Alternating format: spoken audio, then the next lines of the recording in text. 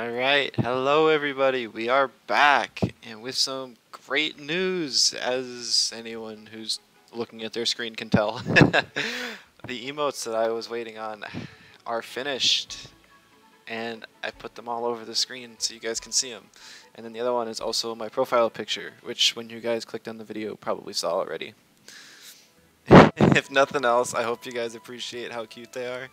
I have in the bottom corner that they were made by Kana. She does awesome work. So I just want to thank her on stream for everything. So yeah, I got these 5 emotes now, so any of the people who have subscribed to me on Twitch are able to use them. I'm not sure. Unfortunately, some of them haven't gone through the pending yet. We've only got the boxing gloves Pookie fight emote, as well as the little oops one where he's hitting himself and got his little tongue out. But as usual, we're gonna play some PvP today, and I think so. If anyone hasn't caught it, I did play in a community tournament yesterday and posted all of the videos of my matches with commentary to YouTube. I did not stream it live because I did not want my opponents to be able to tune in a tournament setting and end up using my my stream against me. So I just posted them to YouTube. But I played with the raid boss team that I was running with no modifications to it yet. And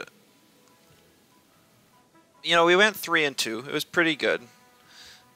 And so we ended up tying for, or no, we ended up getting 3rd place. So that was pretty good.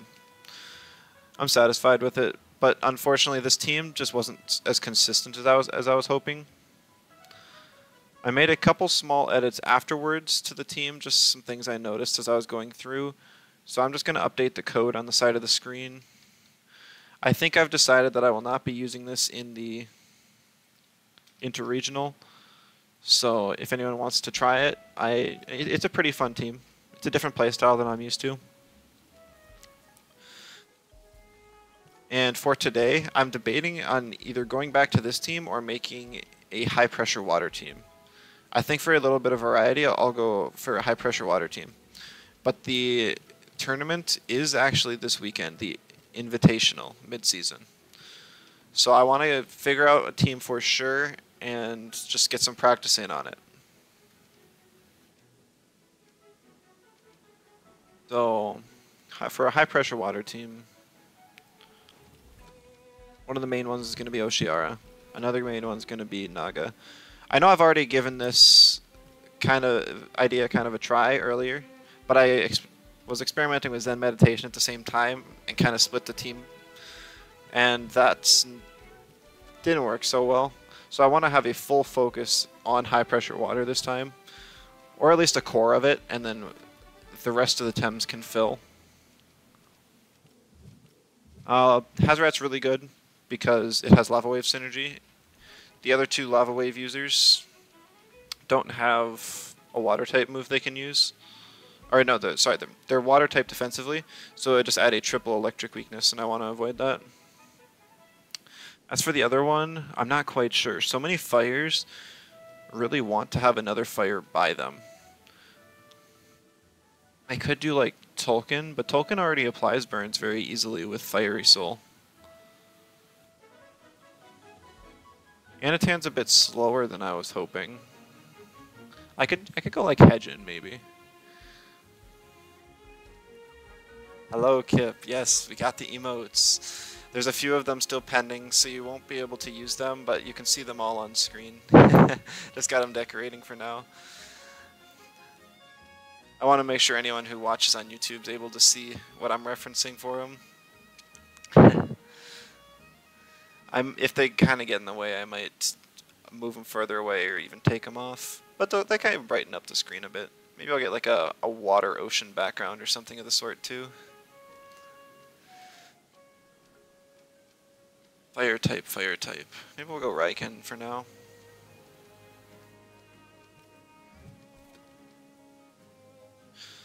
So that leaves us with 2 monotypes, which isn't fantastic.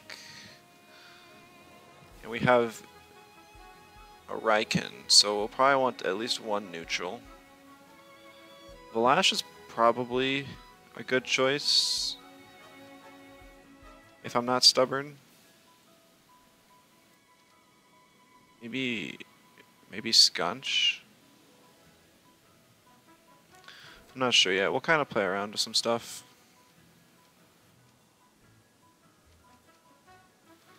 I like Scavenger. Like, Jack of all trades got nerfed pretty hard last patch, so I think we're gonna give this a try.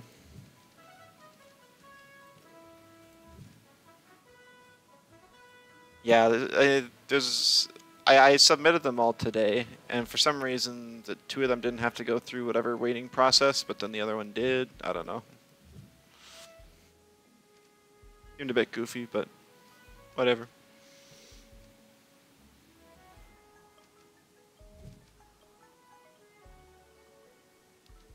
I want to run Sharpening, but not having priority feels bad. Having 1 more neutral would be nice.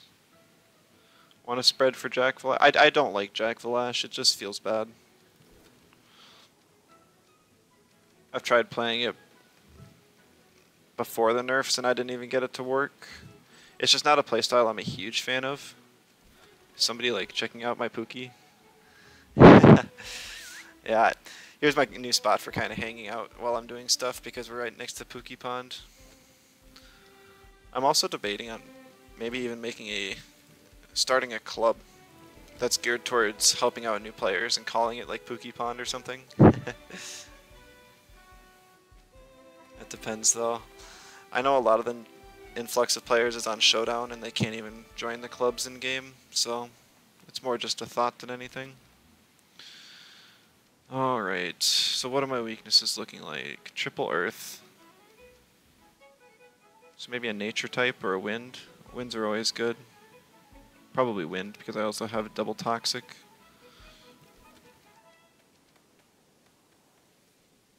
Filtering by type would be so nice. I'd give electric. I've only got the 2 electric weaknesses so far, and my go-to wind type is normally 2 Vine, which isn't even weak to electric. Yeah, I still need something to hit Earths though. Right. Maybe Lawali. I haven't used Lawali in a while. It's a cool Tem. It's also not weak to electric, so that helps. Volphy? Yeah, Volphy's always easy to run. I could consider giving it a try. My melee weakness isn't bad at all. I'm trying to think of what could possibly take advantage of burns. I'm kind of coming up short. Usually it's faster Tems that just don't want to die. There's not a whole lot of fast setup you can do or anything. I can put like heat up on the Hazrat for situations.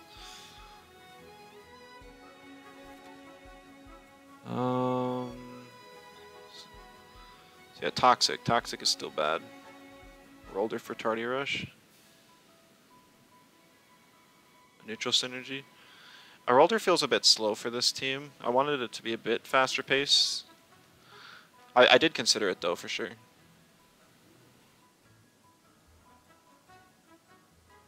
think I'm gonna go 2 Vine. Just gives us a better matchup into Toxic still, and it's always a solid pick. Ah, my perfect Lawali isn't OT, so I can't click the button. Hazrat's not level 100. Man! Mental. What? Excuse me, game? Hold on. My Tental should be perfect. Do you have to evolve it? Do I have to evolve my Tental in order to get the Lumanaga? Oh. No, its attack's not maxed. Silly me. I haven't used it in a while, so. Alright. Movesets. It's obviously going to be Hurry Wart just to turn 1 high pressure water. Value with Serbatios. Water Blade's really nice. And Tsunami.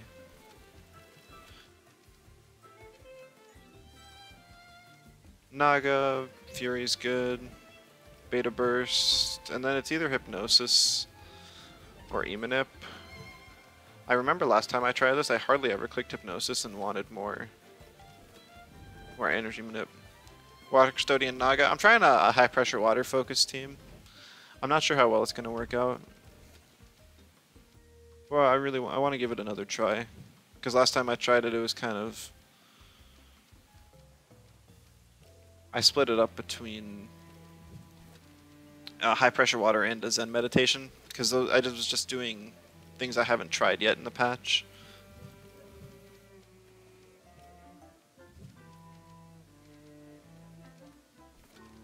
So yeah, I think it deserves a good try. Momo just has no moves to click at all. It's kind of sad. I like Double Edge. There's times when you'll want to get turn 1 damage off, even if you're buffing the opponent. Should make sure all the traits are right. Yeah. Just some quick spreads. I think I'll just get this up to 61 and then put Fake Beard on it.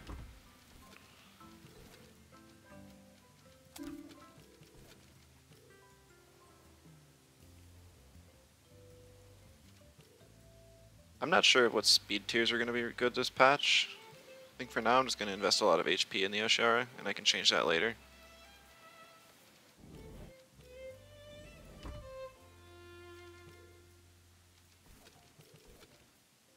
Speed's going to be kind of nice on Naga, but I don't think it can outspeed anything it needs to. Beta Naga, or Beta Fury Beta's got to be close to 81 stam. It's 77. I'll save the extra. Yikes, that's expensive. Maybe I put Sweatband on it. And I could save a lot of stamina TVs. No, but Valash needs Sweatband. Ah! I have so many stam heavy Tems.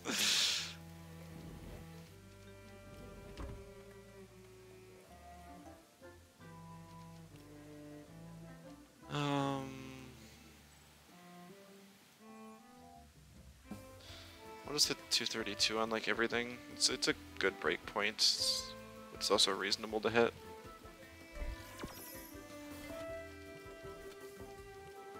I'm gonna end up speed tying my entire team here.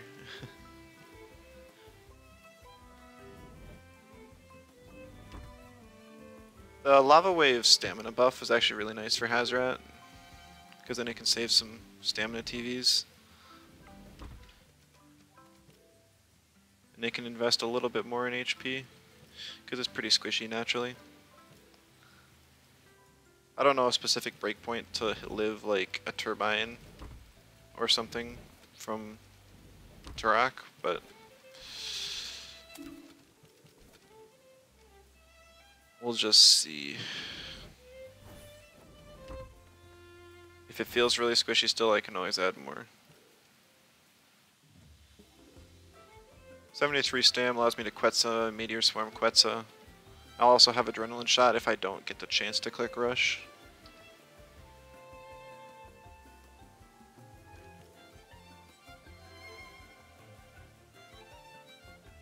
Okay, that's a lot of stamina, or a lot of speed invest. Let's just go 186, because after a Prideful buff, that will put us at 232.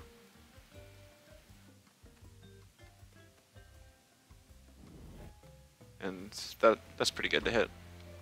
Plus we can have some bulk, because Raiken loves bulk.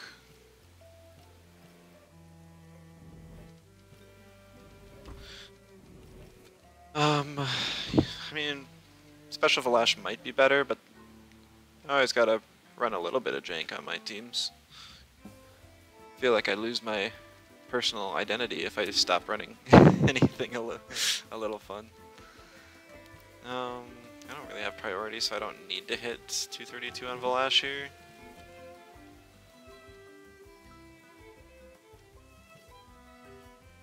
Is Valash just not jank? Well, I mean, like,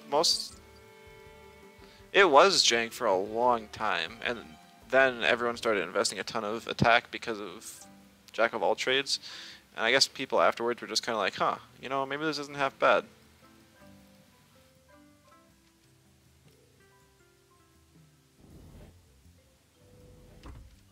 Bulky Valash, woohoo!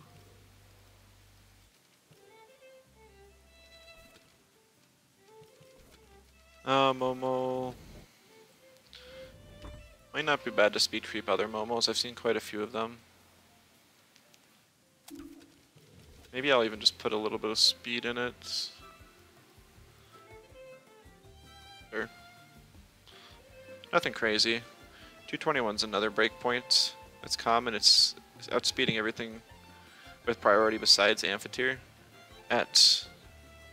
Even though Momo doesn't have priority, it's still something a lot of Tems hit that I can use that as a breakpoint.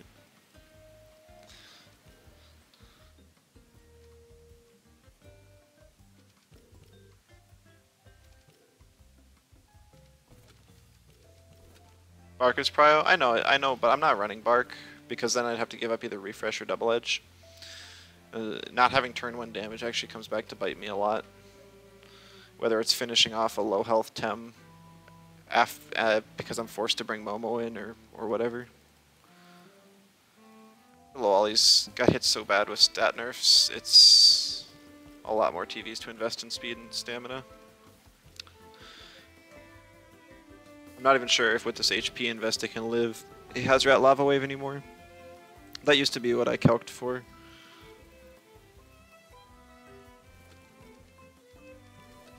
And good old reliable Tuvine. I swear I run this thing on like half my teams. It's just too good of a Tem to pass up. If anyone out there is looking for a Tem just to fill space on a team, pick Tuvine.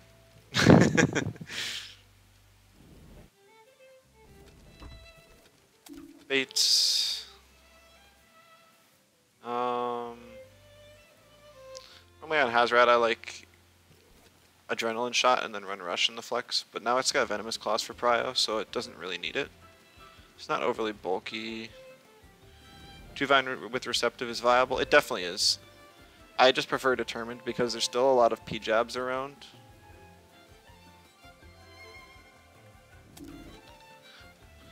And it actually wins a lot of the P-Jab matchups like Mashuk and Skunch if it has Determined. Whereas Receptive has more general use though. Plus there's stuff like Tesla Prison for lowering speed. Avoid Toxic Plume lowering. I run into so many attacks that lower stats that just don't work because of Determined. Flood teams. Lawali.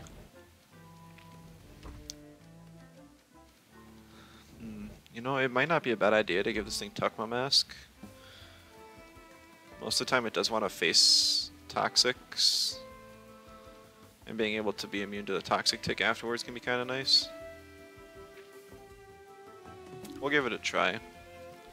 Still don't know what I want to give Naga though.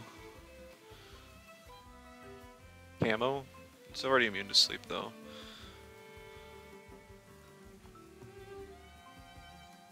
Heavy armor, yeah, it's totally a DA Naga.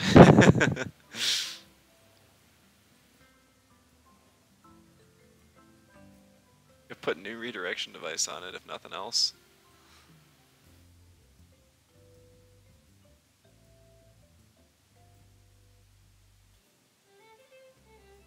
Snare even. I mean, with them taking out the power from lots of gears, you're just going to get less value a lot of the time.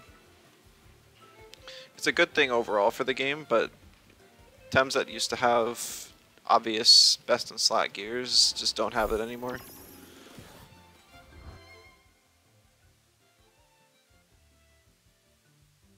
Also, yeah, so today's Sunday, so we get reset tomorrow, and we'll get a new Luma Park. So I do not want to start a new radar, so in between matches, I'm just going to be sitting in the melee shrine, leveling up my Mushy, Pookie, and an Auhi that are perfect Lumas. Or not the Pookie, but just leveling up some stuff so I can use it in Showdown. But we found a match quick, so I don't even get to walk over there yet. I should have equipped seals. I forgot you can do that on your Showdown teams. Oh well. Oh, Rezo.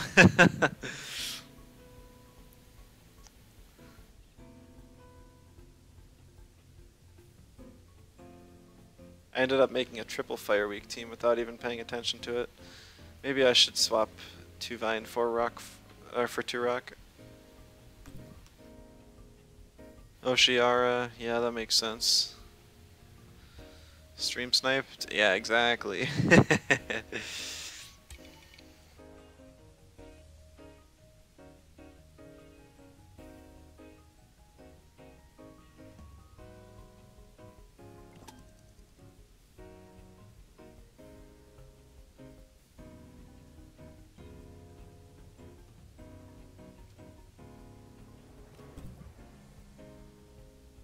Tyrannak? I have Hazrat for Tyrannak. He can't hit hit Hazrat very well, especially now that I banned his Tolkien. He still has his Earths.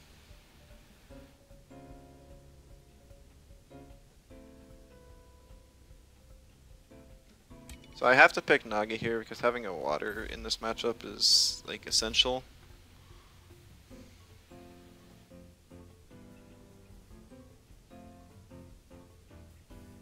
Maybe forcing the double neutral with this team just for Raikin isn't worth it.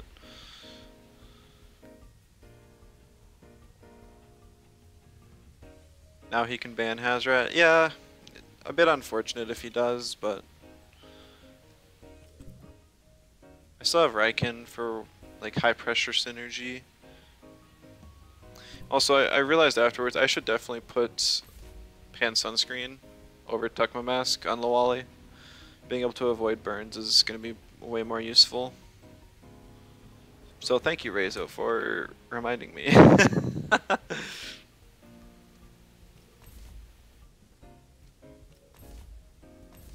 Raikin can't hit anything for even neutral damage besides Tyrannak, but if it finishes off a kill, it can get prideful and at least be a threat.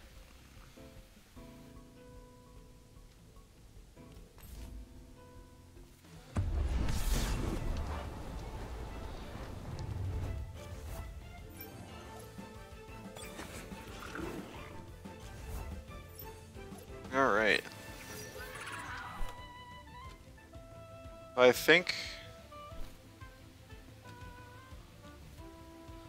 really think that he's going to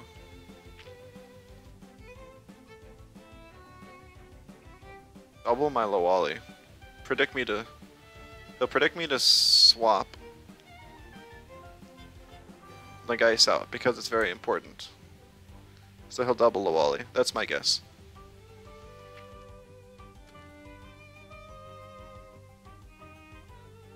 Doesn't have synergy for the Lava Wave Hazrat.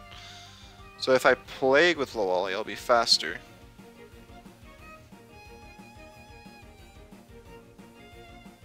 But it's not going to do a whole lot of damage. And I can't Epoxy because he will be faster.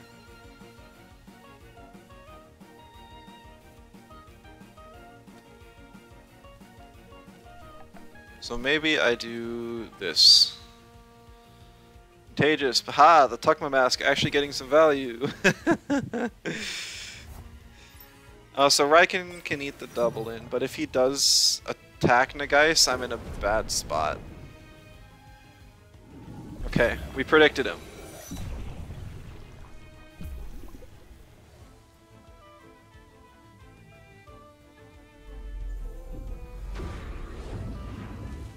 Ooh, that did a lot of damage.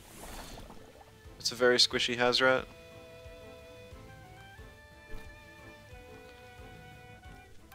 So I can get... So high pressure water has priority when used with when it has synergy. So I can get an attack off on the Drakash.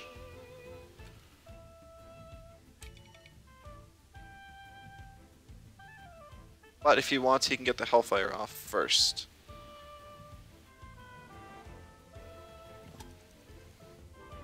And Hellfire plus Wastewater probably kills Nagase. So then I'd only have my backline to deal with these 3 Tems. Which wouldn't be... it really wouldn't be great. But I think I have to do it.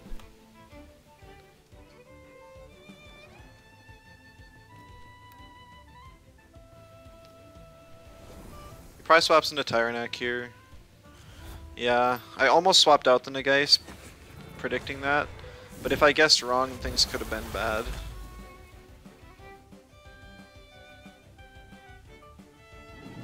So there's a Wastewater. I'll live this, but it still hurts. And I'm in range of a...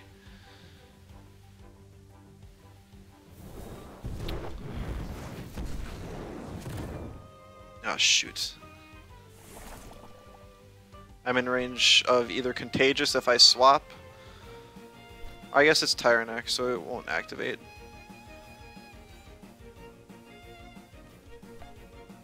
But yeah, this is a really rough situation. I should have predicted that and swapped out. The problem was that the Hedgen could still hit my Nagase super effective. So even if I swapped out, I wouldn't have a whole lot of great boards left. Still probably would have been smarter though.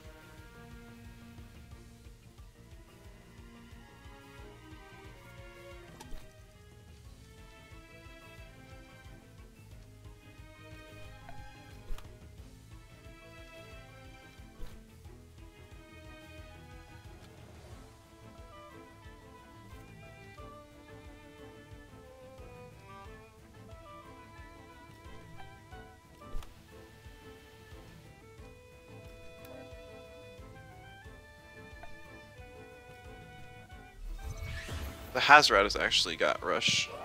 So even if I tried to run, I would not be able to. And then he swaps out into his Chromion, which is very interesting. His Hazrat has War Drum, so it will be OX the next turn. How do you force Twitch to show you ads while watching this? I don't think you can. That's something I would have to enable.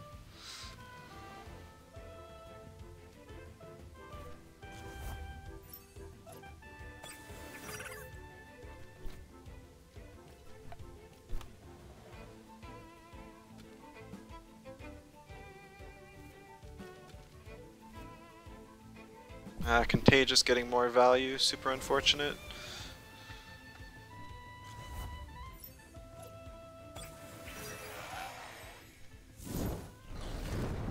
So this won't do a whole lot of damage to either of these. But Lawale gets burned, so this will not kill. Even if I wasn't burned, it probably wouldn't.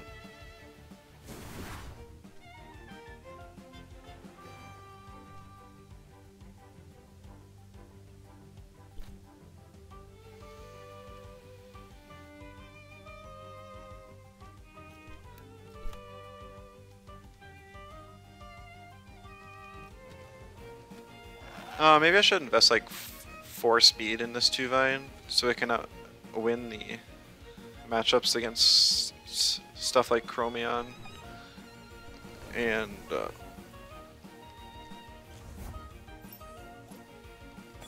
Nestla and other. There's a lot of stuff at that specific breakpoint. Oh no, the Hazrat lived on 1 health. It OXs here, but it living is very unfortunate for me.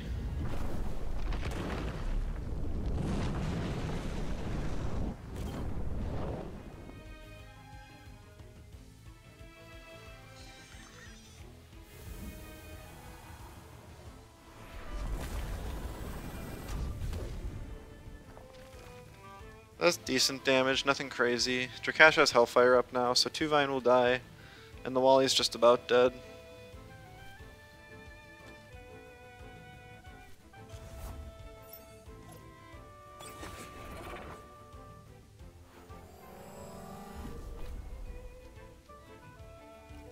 On the off chance Lawali survived, he brought in Hedgen to make sure that he could finish it off.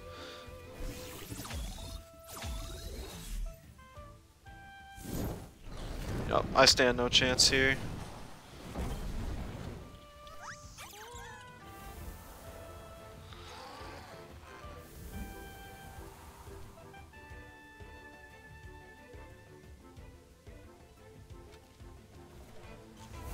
Yeah, I don't make my teams to account for mono fire just because it's so rare. GG's, Rezo. Even so, I do have double waters on the team. I just misplayed the Nagase. And that cost me. I'm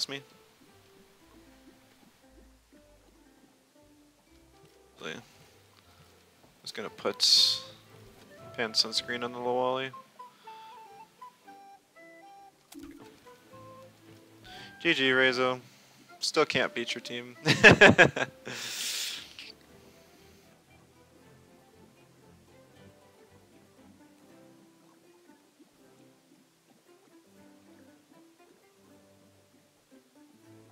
Actually, like the last 3 or 4 teams I've made have been pretty badly fire weak.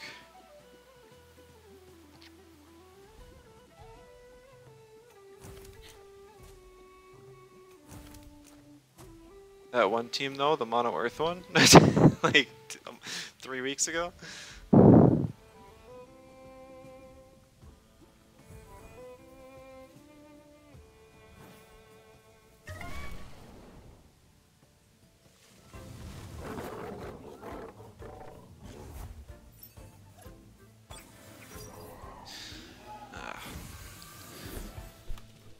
For anyone wondering about my leveling setup, realizing that not having double Lowaddle or not having double Sandby or double Mental Quaish is suboptimal, it's because I used to have a setup for the old Voodoo, and I hardly level things up nowadays, so I just haven't bothered to get a new squad for it.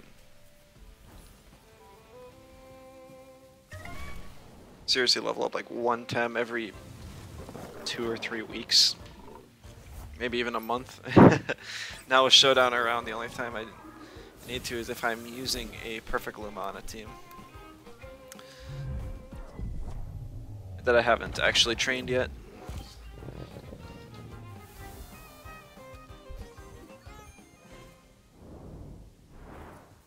So I've actually got quite a few of those that aren't fully TV trained or leveled, so maybe I should start leveling more often, but oh well.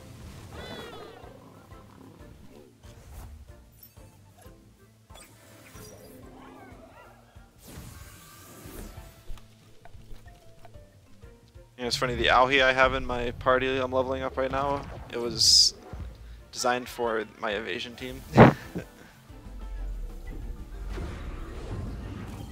So its spread is definitely outdated now.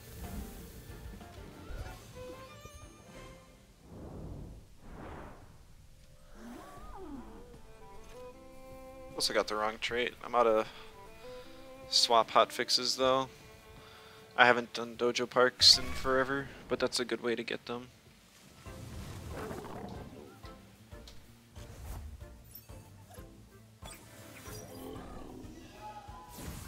I trained straight in Showdown though, so it's not too bad. Them adding Lumas in Showdown is really nice. Probably one of the best additions of the patch.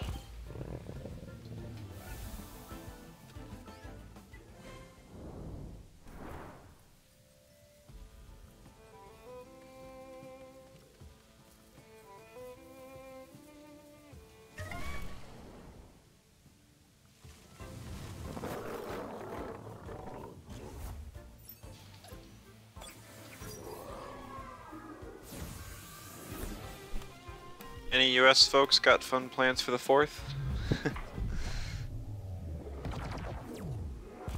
At the moment I don't particularly, so I might end up just having a long stream that day. Maybe earlier on, so that some people from other countries can make it too. I don't think they'll be celebrating unless there's another holiday I'm not aware of.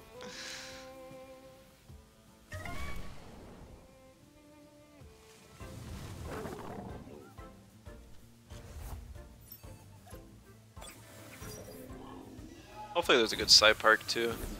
I don't think it'll be Halsey because there was a Luma side park for one. I think it was in like January, but normally it takes a year for them to cycle around. Maybe Spreal. I still like Cernif. Maybe some Anatan Furt, that'll be nice too. I still have some full Furt Anaheers.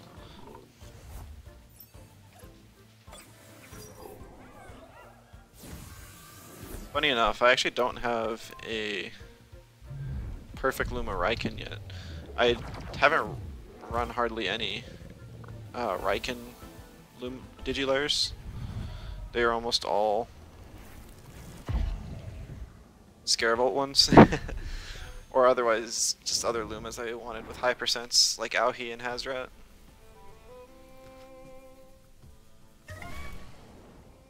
So I figured, well, if I'm going for Annie-Here Furt, might as well just get some other Lumas I don't have yet. Bit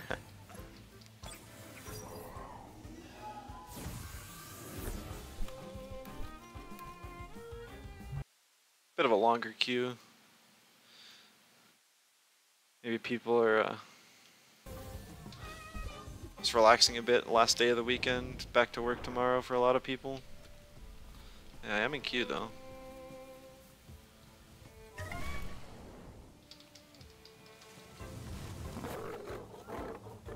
Ladder Dedge, yeah. I'm hoping once the showdown players rank up a bit, we'll see some more. I know I'm still on the higher end of the ladder rankings right now. Oh, I would speak. We got a ladder or a showdown player right here. We've been facing this guy fairly often. So he bans my Naga. Probably afraid it was Deceit Aura, but it's also my only mental to deal with his two neutrals. So he's got the Shween Saipat Tatter Rage shenanigans.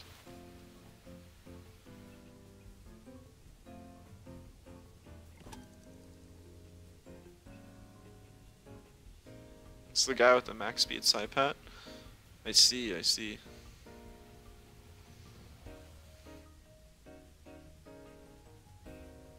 I don't want to ban the Hazrat. I still have, like, I have the ability to lead Oshiara and Hazrat or even Lawali, so he can't just freely lead Shween Saipat because Lawali just wrecks that.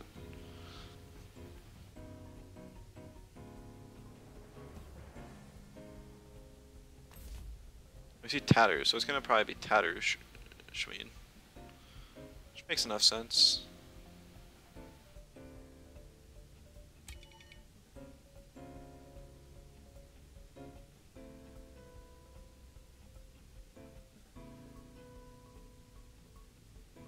Let's see.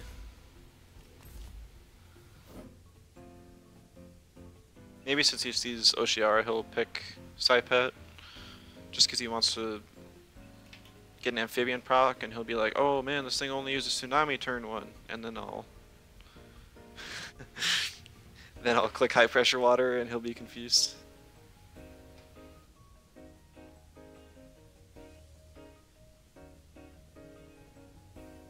Also, I don't think he'll want to bring Saipat into a toxic type anyways, but you never know. Tattoo doesn't have Stone Ball anymore, so I don't have to worry about Hazrat dying to a super effective hit at the moment.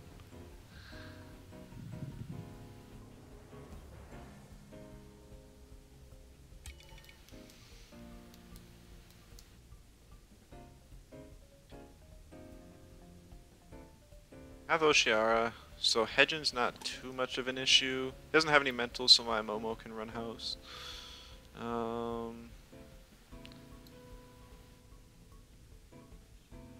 ban the Momo, just because I don't want to deal with another neutral I can't hit super effective.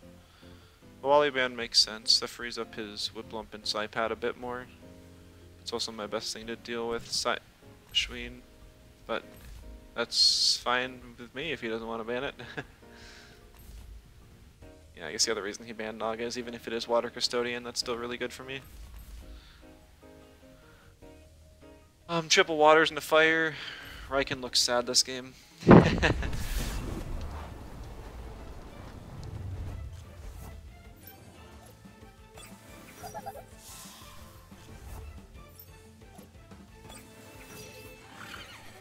Okay. So I guess there's still the possibility of him swapping Ataru for Saipat, and that would be bad. So it's a Fat Burner Schween. I'm not sure if that outspeeds my 232 breakpoint or not. If it does, that's kind of bad. I was hoping to get the Lava Wave first to stop the Nut Bar, and then High Pressure Water the burn, because the Fluid Barrier would push off the Seized, unfortunately, but on the hit it would prevent Nut Bar from proccing, and then it would still burn the Tataru before it becomes immune. Stays in, so that's good. I hope this does like 30%, that'd be fantastic. Okay, that's really good.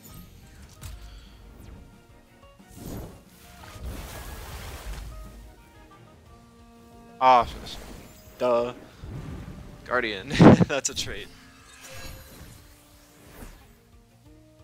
Extra energy slam, so he's targeting the Yoshiara, very interesting.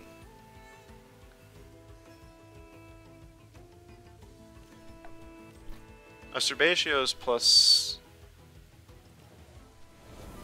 Wastewater will be good. Yeah, so there comes Saipat, but I did click Wastewater, so it's not too bad. Biggest problem is that he's probably going to Quartz Shield. Yep, there it is. And now I'm using a water attack on the Saipat. Ooh, actually, depending on how much damage this does, I might be able to kill with a Water Blade.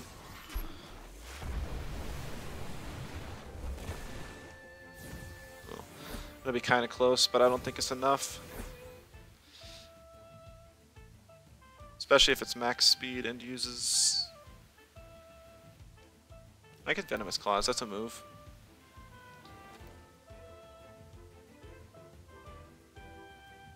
I think I just have Oshiara jump out.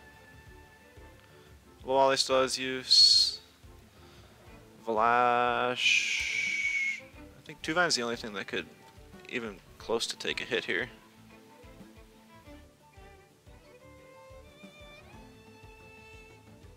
Yeah, Hazoret getting unconditional prio with Venomous Claws is actually a really nice buff.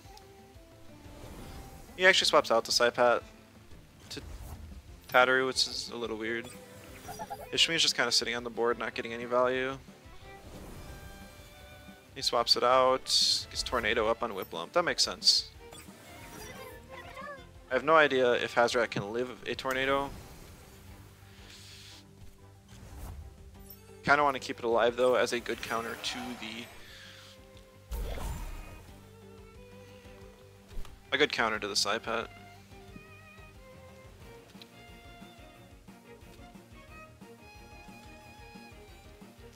Flash is okay here. I'm gonna just Nox Bomb the Whiplump, try and put it out of Plethoric range. Maybe outspeed it with something next turn. Yeah, Vlash takes that. It's a little high HP invest Vlash. So that's good damage. Vlash should live. Force a double in on the Tuvine next turn.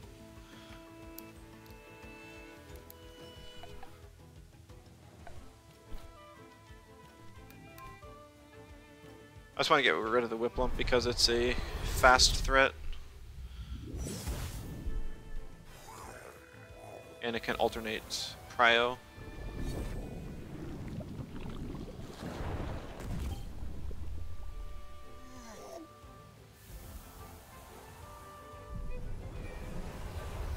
Held Anger, that'll probably do like 40%. Tuvine's very, oh not even. Tuvine is way too defensively bulky.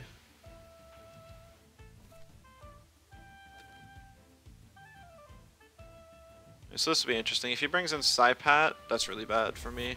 But Hedgen is A-okay.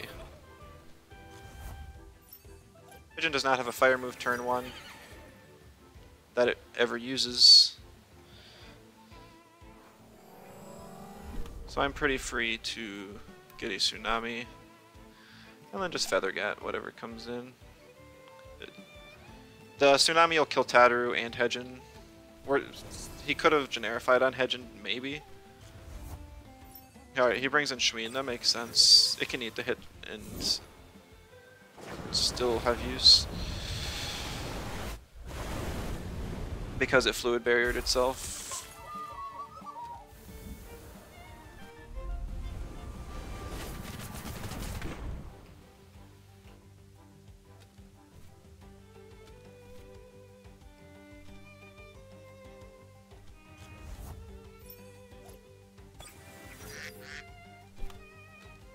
Okay, so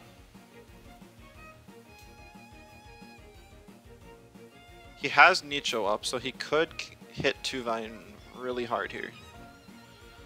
And he can definitely kill Oshiara if I leave it in as well. Oshiara is like my only counter to Hedgen though.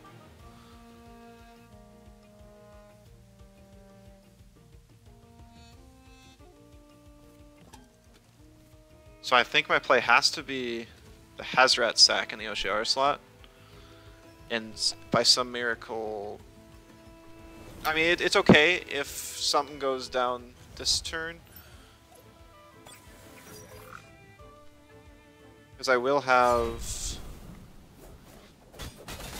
room to do something next turn. Because Lawali on this board is lots of value. Quartz Shield on a dead Tem doesn't matter. Does not matter in the slightest.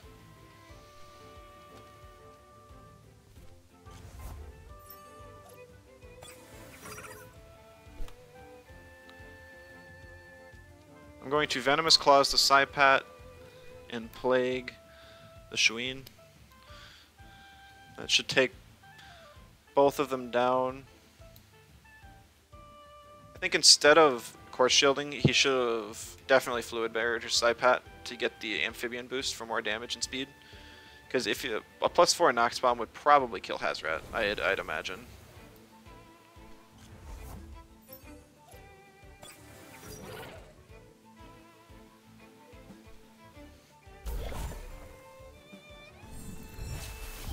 As long as Saipat is the one that kills Hazrat, we're still good.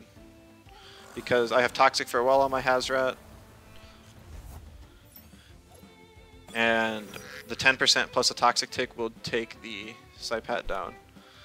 Even so, I'm just going to double the slot. Because once Saipat goes down, Oshiara can take any hit this Hedgen has for it and one-shot in return.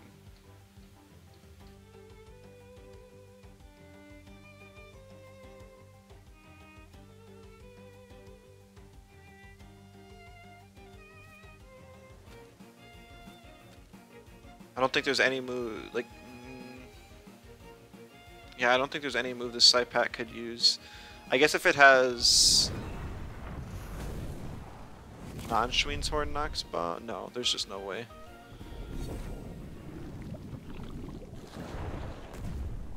He does take down the Hazrat, but that's still okay, because not only do I get the Toxic Farewell, I still get to Plague off. Because Hellfire is just not enough to one-shot Lawali.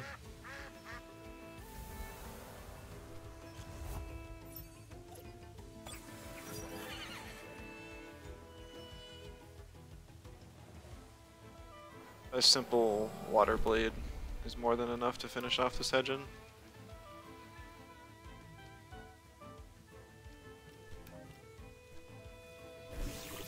Desperate attempt to try and one-shot my Oshiara.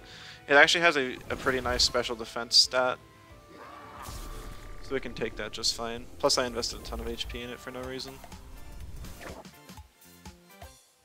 So yay! Time to update my win rate.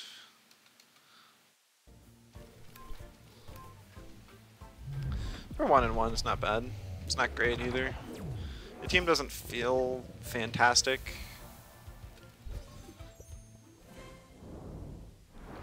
Like the trio of Naga, Oshiara, Hazrat's pretty nice, but beyond that, everything else is just filler.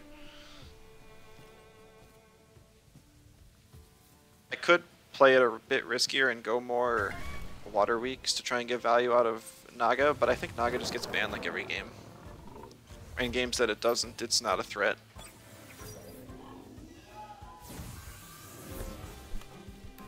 Maybe the play would be to add a couple Deluge users, like maybe Zenarith instead of Tuvine. Not sure. Because then I can make use of the mental.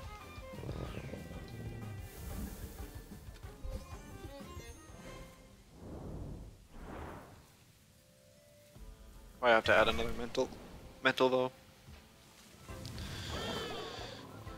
Something I've been noticing though is that Adoro is one of the most popular and threatening Tems in the meta. I don't think we see it on stream too often, but it was used a lot in the Red Saturday tournament. And I know that there's a lot of high-ranking players that use it, that play at times when I'm not able to be online. So I think in the Invitational we're going to see a bunch of it. So I should probably run at least double crystal on any team I use. I was thinking about that, and that's why I'm thinking maybe I should just work on this team a bit more. Because I can run double crystal easy with the Piranha, it's H-slap synergy. And like maybe I swap in Chamurian in place of like Anatan. Because that would be an insane turn one. A hostile plus either synergy H-slap or P-jab is so much damage. It also gives me a crystal that's not weak to earth, it's just how many fires am I going to see.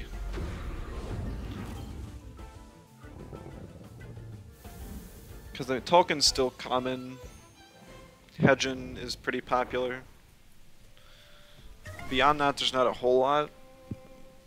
I do see opposing Hazrats probably is the third most common player, just because it's got a really good offensive type.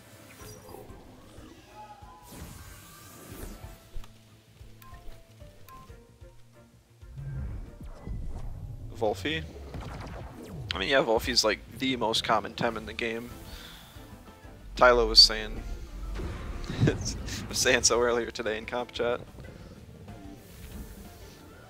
I think Volphy adds a whole lot of value. I mean, I'm just thinking of like, it's not that I'm thinking of what needs to counter fire types, but I don't want to make myself overly fire weak. Just because they are around, and then Reza I still match into pretty commonly. Which I don't mind, like one insta-lose matchup every once in a while.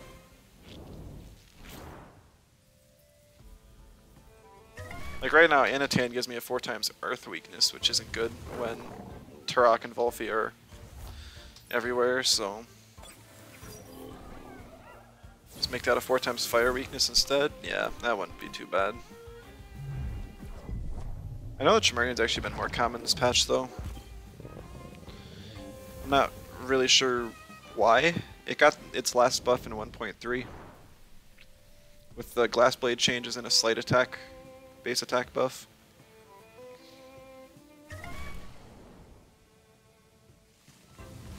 And it's not like I see it on H-slap teams either.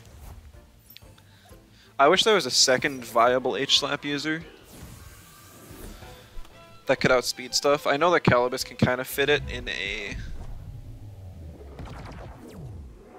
its flex slot, but the problem is that it's so slow it won't be an on-tempo for anything other than Anatan. Tried Gravelbag Cowrin with strong soil steams and sandstorms. Flying Cookies, thank you for the follow.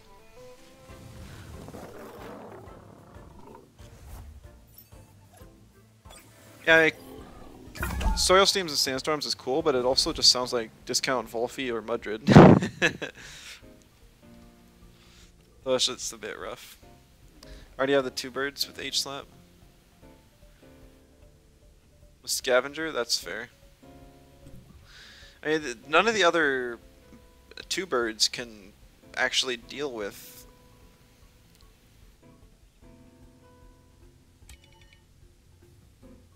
Ugh. This is not a good team for me. None of them can actually slot H-slap. Because if you eliminate the special attackers of Tukai and Tolkien, then you're left with Tuvine, who already has 4 good moves. Turok, which also has 4 good moves. to Wire Hit, which has way even more than 4 good moves now that it has a reset and stuff.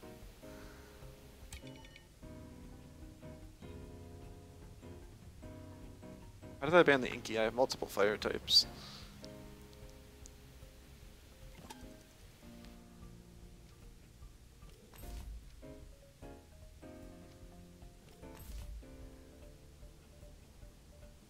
I considered physical 2Kai for just to get some value out of H-Slap, but its attack stat is kind of bad. It's kind of really bad.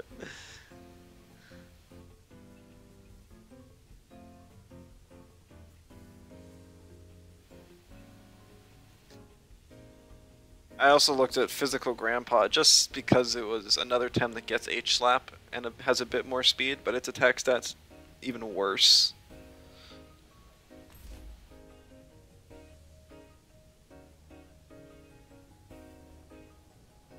So Oshiara gets one-shot by the snake here. I don't know if Hazrat can one-shot it before then. I'm gonna assume no. I think he puts... Like, it's got a pretty good defense stat, because that's what it kind of brings when it evolves into Yggdrasil.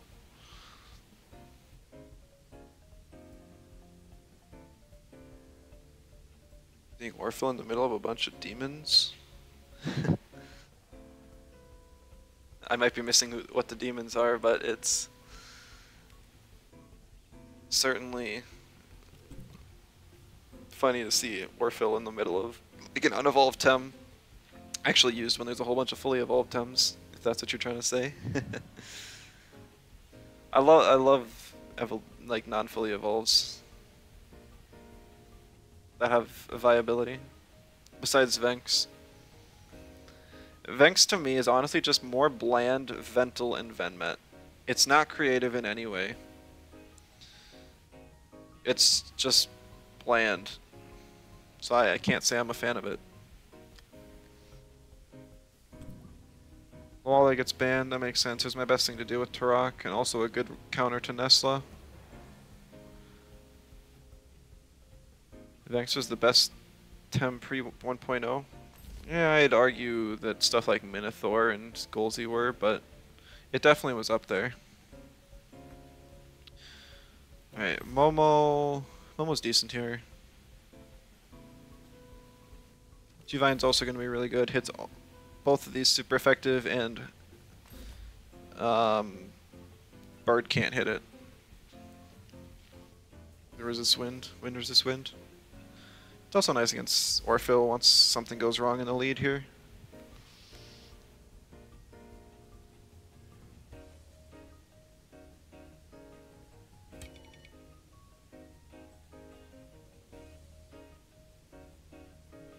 I'm tempted to bring Raiken as a second fire to be able to deal with Orphle, but I think Vlash is just going to be the play.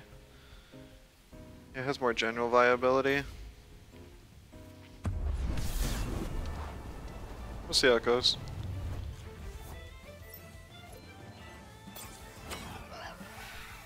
I could even predict a swap on the snake turn one. I get some marbles chip, that's nice. That's not overly important. Thinking I just high pressure water. I know it's 4 times resist, but getting the burn gives me a sliver of chance to live the attack that's coming my way, and then I just lava wave. Like 13%. That's pretty good.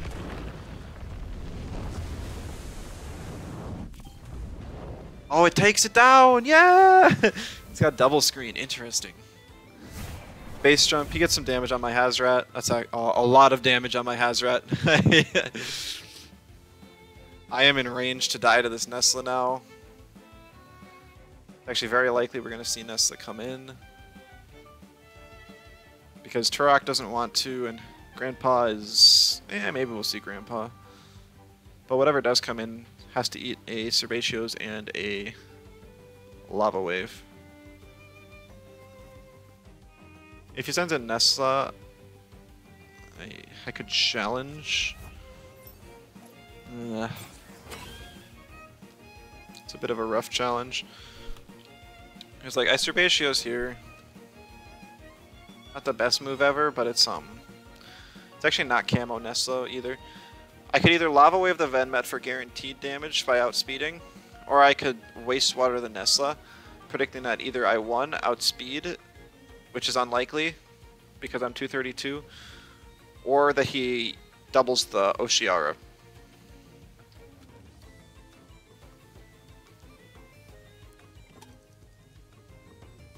I'm leaning towards guaranteed damage on Venmet, so that I can finish it off with a Water Blade next turn and from Oshiara. Plus, I'm gonna assume he's probably got a lot of speed investment in his Venmet, that even if he doesn't attack Hazrat with Nesla, that he'll attack it with Venmet.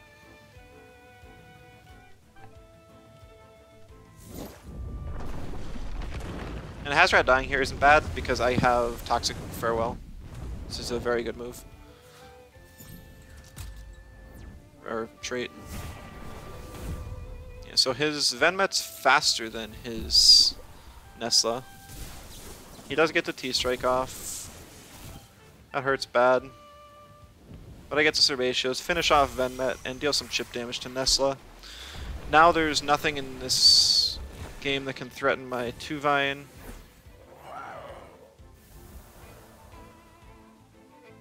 So I just bring in Tuvine. I can freely swap out Oshar out for Momo now.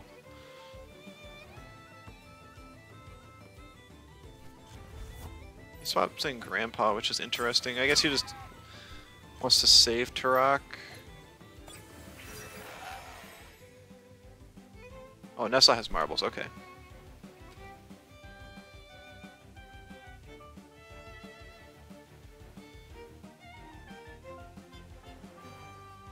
So if I swap in Momo, I'm going to eat a Hypoxia from Grandpa, and then I'm also going to eat, next turn, a Turbine and a Tornado. Because I'm assuming he's swapping the Nestle here.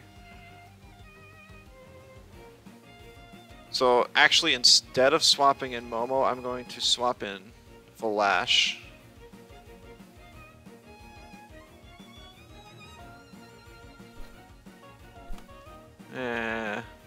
No, Momo doesn't have use otherwise. Neither does Valash.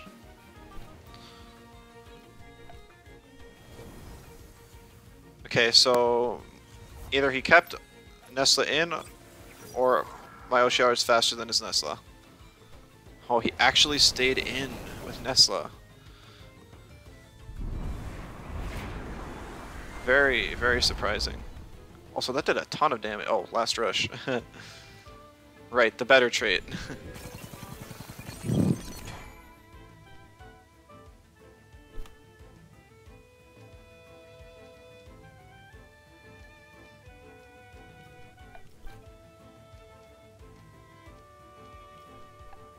I have no idea if Tuvine lives the Water Blade. I want to say it doesn't.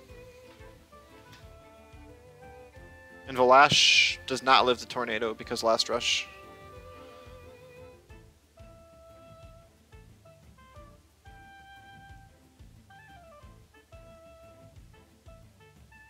I should have actually used Turbine on the Grandpa to try and get some guaranteed damage. Because Nesla will OX no matter what move it uses. But then Oshiara needs... Yeah, dang. Oshiara needs to kill this Grandpa before it gets an attack off. Oh, he uses T-Strike. He does not take any risks here.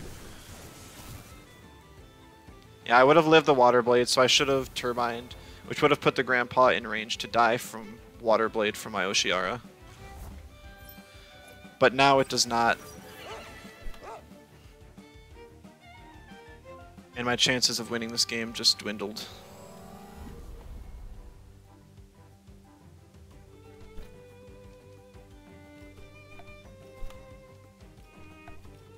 If he keeps Nesla in and I somehow kill it with Double Edge, and the Grandpa OXs, yeah, he just swaps. guess my other option was doubling the Turok slot or something. Yeah.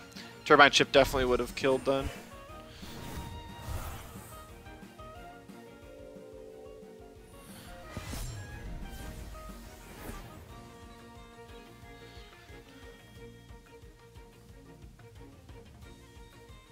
Interesting plays, though.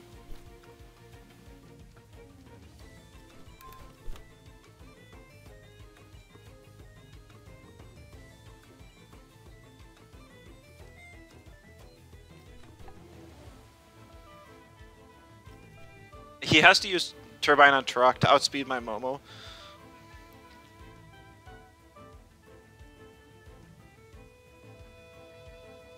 So that means I'll be able to outspeed the Turok next turn.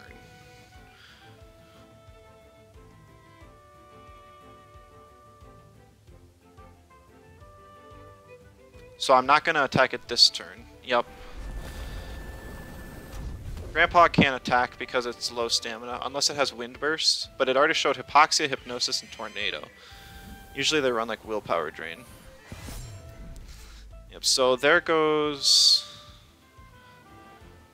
Grandpa.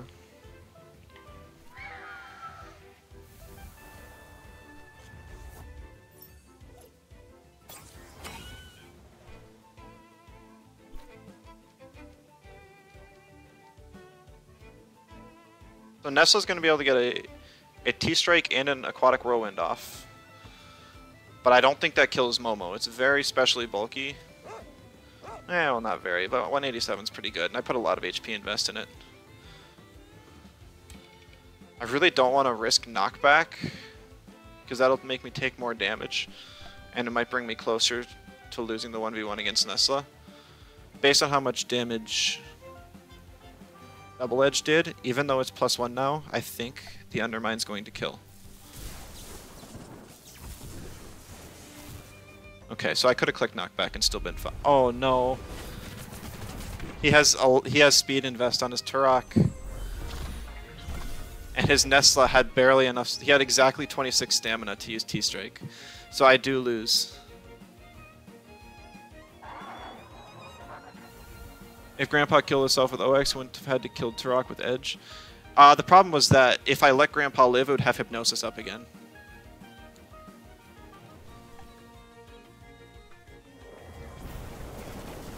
So GG's Teakles. I was not ready for the speed invested Turok. That Turok has at least 223 speed because my Momo has 222. Still think knockback on it would have been better.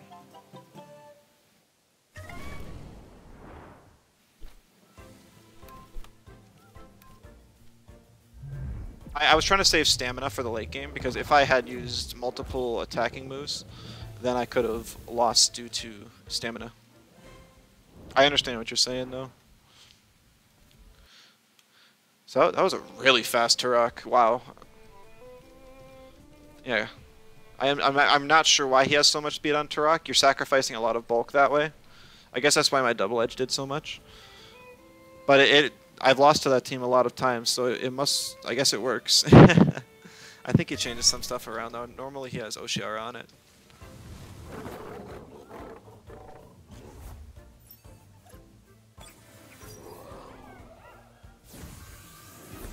If I wasn't so afraid of... Run all your guys to outspeed, max speed, Babu, and Mastion. So many of those teams. Babu, I think, is reasonable. Its max speed caps out at, what, like 228 or something? It's right around there. So you're basically just hitting 232. I think Mastion's a bit faster, though. That seems like a lot of speed invest. I don't run into them often enough. 245, yeah, that gets to be a lot of invest. Because that's 120 more TVs than just the normal 232 breakpoint. If you're already running an aggro team, it doesn't matter as much.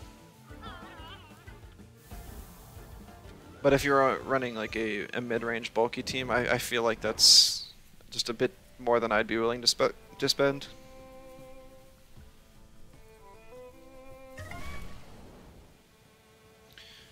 But also me not running enough speed lost me that game.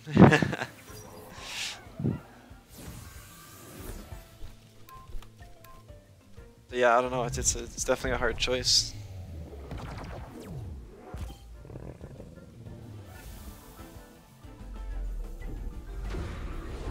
Well, I know. Like that's the problem with breakpoints.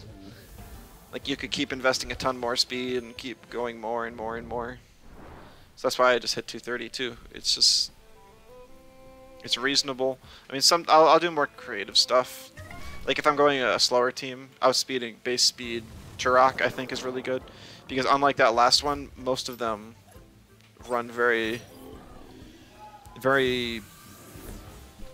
uh, they're very bulky, lots of HP, usually max HP, even some special defense, just so that they have a better matchup into Kamas.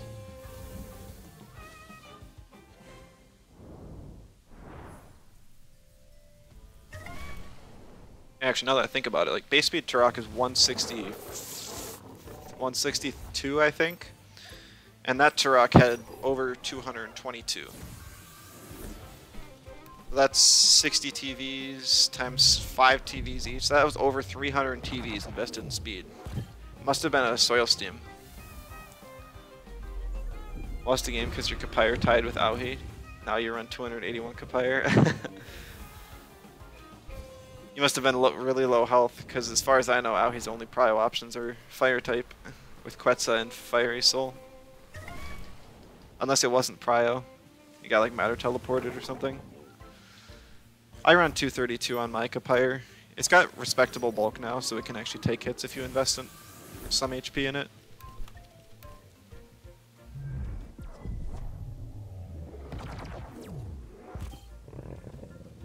Took out your neutral. Gotcha.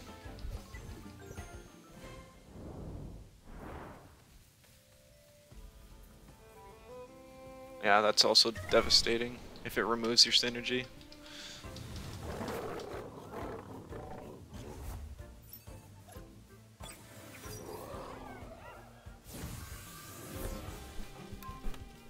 I did queue up again, right? I think I did.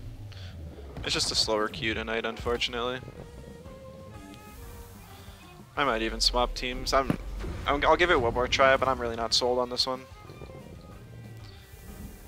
I think high pressure water is a really cool move, and I think somebody down the road will come out with a really cool team that builds around it. But you need a faster, more offensive team. Something like closer to what Rezo runs than what I do. I can do control, I can do doomstall, and I can do bulky offense. Anything faster or anything other than that, I struggle a bit more against. Or to build, to play. Only Ukama knows high pressure water. Yeah, it learns every other water move in the book.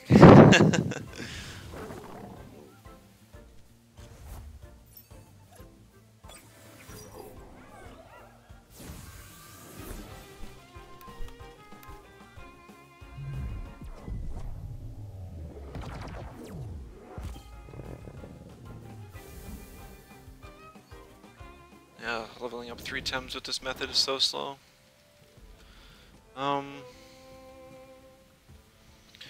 Yeah, so for this team, modifying it, I was thinking of actually changing out Cernif for the Chimerian. I would have triple crystal then, which gives me bad fire weakness and earth weakness. So I'm not sure. I'd probably swap out Anatan for something else too then. Oh, we're facing Plat now. Nope, there's the Adoro. Quad Toxic seems to run that pretty often.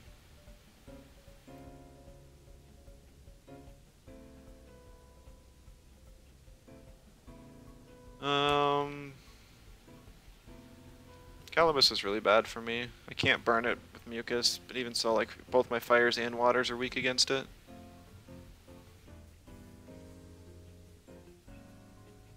I expect to see the Cycroc, 'cause it's just one of my Tems dies after 3 turns for free. There's nothing I can do. See Hedgen, very, very strange. not afraid to pick Oshiara here. So his 3 toxic options to pair with it are Adoro, Cycrox, and Nidrasil.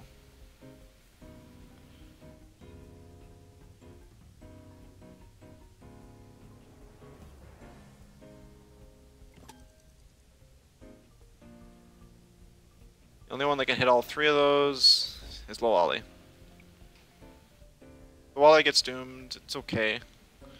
Honestly, it wouldn't live, like, burning the neurotoxins on Lowally is a-okay with me. Because it would not do much. It would just die to 2 toxic hits anyways. Like, 2 toxic slimes would probably kill the stupid thing. And if he uses it on Oshiara, that's not bad either, because Oshiara's not doing much this game besides killing Hedgen. Which, he'll swap out turn 1. I'd be surprised if he didn't.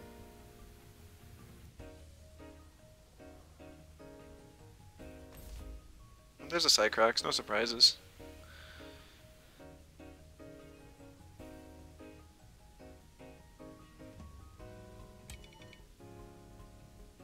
I don't really want to ban the Nidrasil, but it would give me, if I ban the Nidrasil, I have a better turn 1 because his best swap turns into a Doro, but then he bans Valash.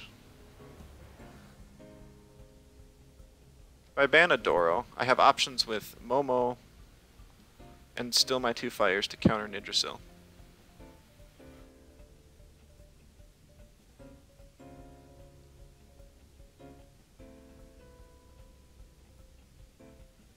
Yowler's not overly threatening, even if I don't have a mental. It can do chip damage, but it'll take like 2 or 3 shots to kill stuff, unless it gets a Winter's Call. Striking Mimic could be a problem. On my own team, the best thing he could steal would be Hazrat, which I don't even get to play, so that's fine. Riken's constant pressure with Prideful. Momo's faster than his Nidrasil, Yowler, Cycrox, and can just nuke stuff.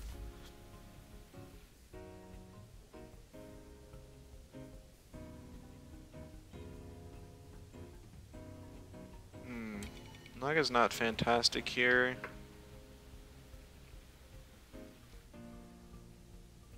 I think I'll just go Valash. I get Scavenger for some healing. It won't be great against Hedgen, but that's okay.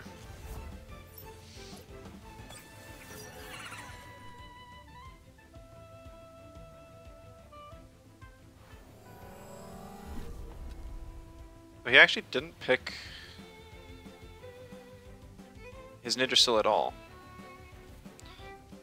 So I'm just gonna Tsunami here.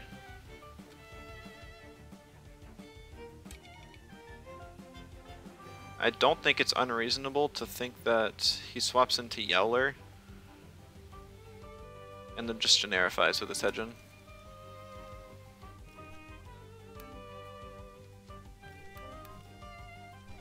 No, he swaps the Hedgen, okay.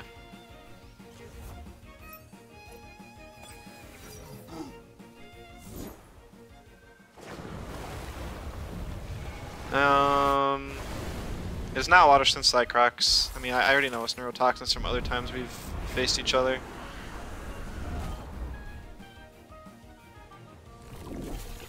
Six Slime, there's the neurotoxins. Am I surprised? No. Mask, hello, welcome back.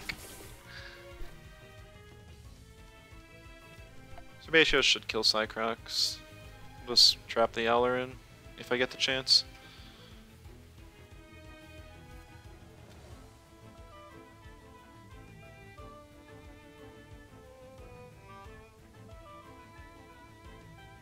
I mean, he's just trying to take out an Oshiara so that his Hedgen can carry the game.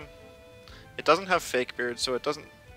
It could have Sweatband, but I don't know if it'll have the stamina sustain to really save the game here for him. Oh no, Cycrox lived, really? The healing from Reactive Vial actually just hurt bad. Because that gave him 8% health back, which was enough. Wally takes a big hit there. Probably just dies. Yeah.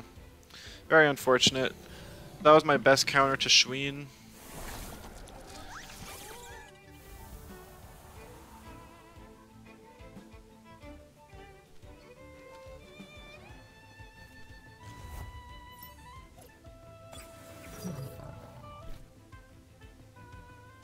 I mean, Riken can get lots of value here, though.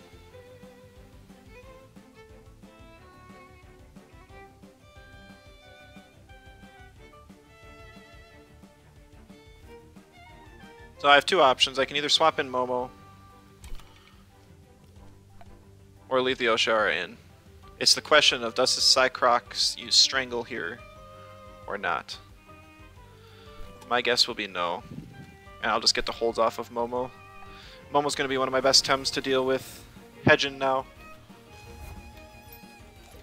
And the reason I'm attacking Yowler first, because it's trapped and I can kill it with a Quetzal, and then I can kill Cycrox with a Rush next turn. If he strangles my Raikin, I have Adrenaline Shot on that, so it won't be bad. Nope, he just uses a Toxic Slam, get some chip off. Makes sense.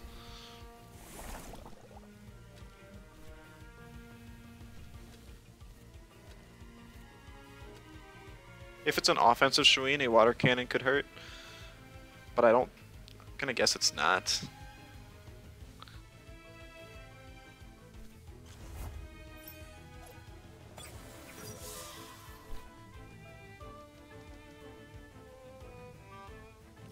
On the off chance I'm faster than him, I'll Undermine so I can get the special attack drop. It doesn't really matter which move I use because next turn I can kill it with a Quetzal.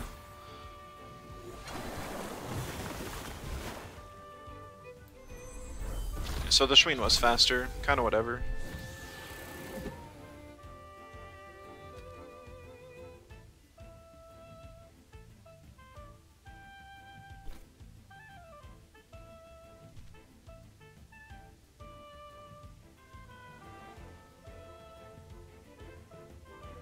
Actually, my Raikin could die to a Harmful here from the... Okay.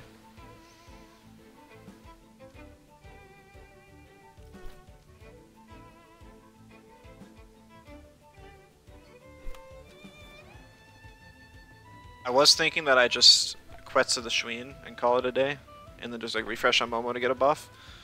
But if he swaps to Hedgen, and then steals my Raikin or something, that would be bad. He's gonna steal the Momo? Why would he steal the Momo? He can steal Raikin.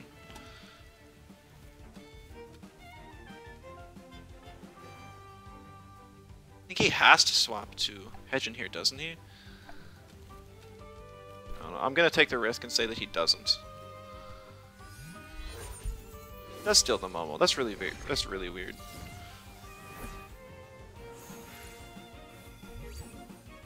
Ah, he swapped. Darn, I should have doubled.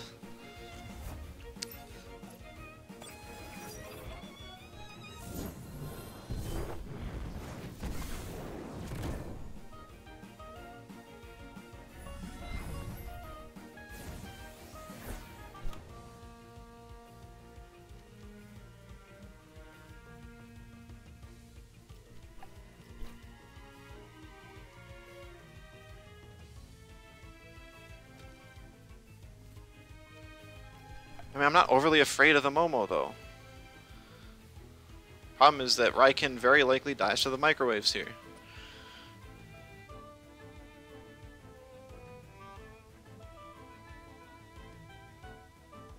Save Raikin for later? That probably would have been smart. Like, his Mimi's going to be faster than my Raikin.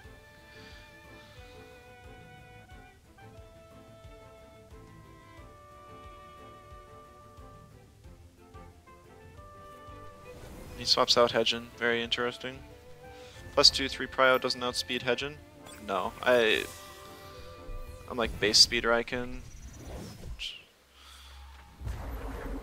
And Momo base speed's higher than mine. So he kind of just wins that.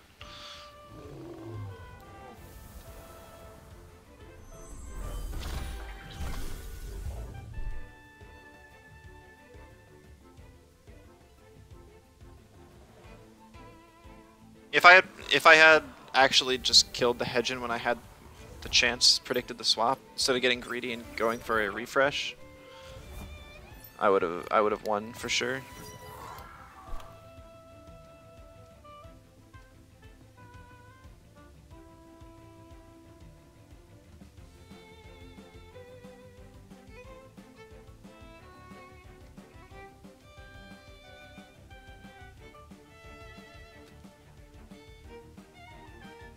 Let's see. So Valash gets Hellfired and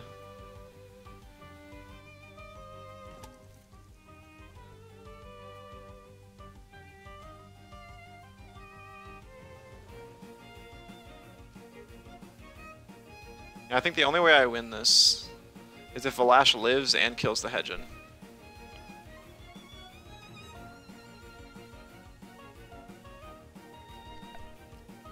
Which is not going to happen.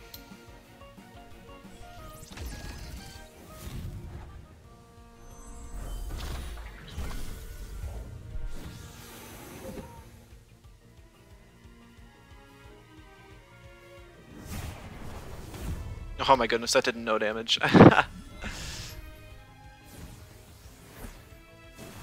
He's not throwing, he was just waiting for Fire Tornado to be out. Look at that, refreshing Diabolo.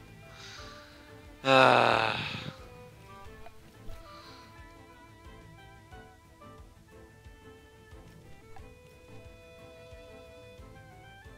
don't know if it's a... Yeah, I guess it probably is a bulkier Hedgen.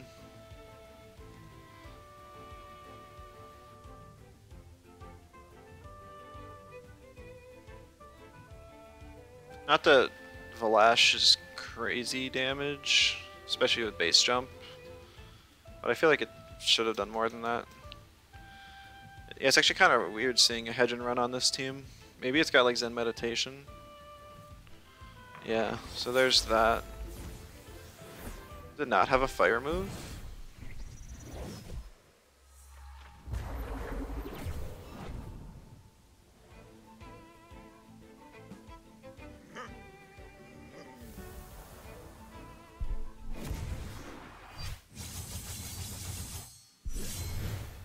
Well, Hedgen goes down, and the Mimic's running out of stamina. If a Crystal Blight Ninja kills it, I think I got this.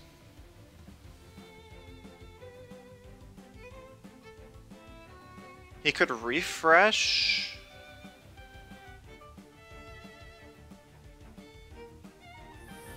Double Edge? Okay, that makes sense. Gives him enough stamina efficiency.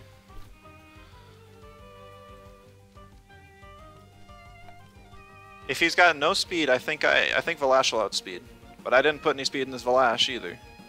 He got Magma Cannon at his fire move. Oh.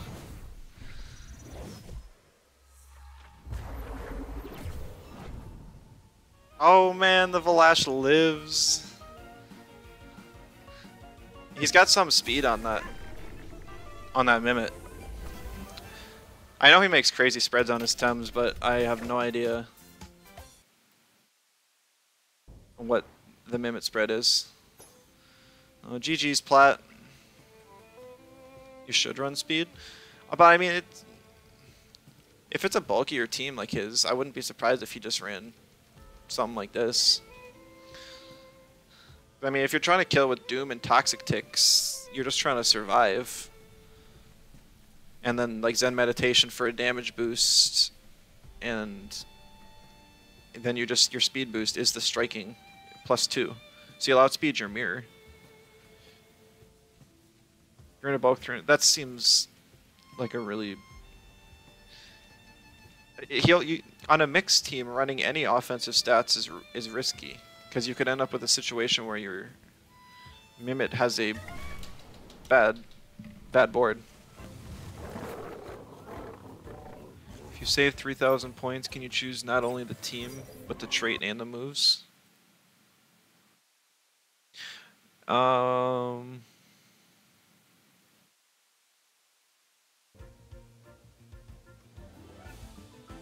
mean, yeah, so So for the 3,000 point redemption, I'll make a team with traits, techniques. I'll do everything other than TVs because like TV spreading a team would take far longer. And already just making a team like revolving around a Tem takes a certain amount of time. I enjoy team building though, and maybe it can be a learning experience for everyone else watching. So I think it's a really good thing. But the TV spreading, you could, for the most part, look up on Toward Knight's Garden, and me giving creative spreads would like double or triple the time.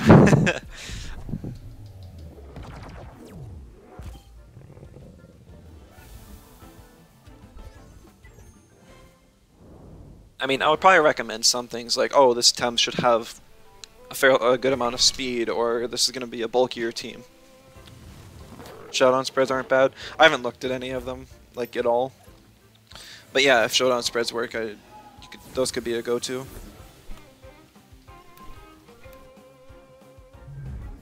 $500 HP, 500 special defense. Oh, are we talking about my Venmet spread?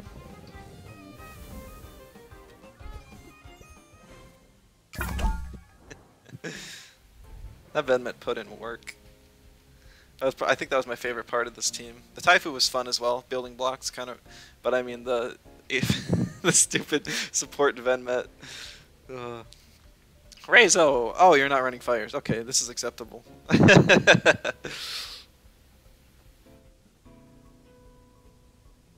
Not question this team. It doesn't look bad on first impression. Though seeing you use Naga really just shows how dire of a situation the meta's in.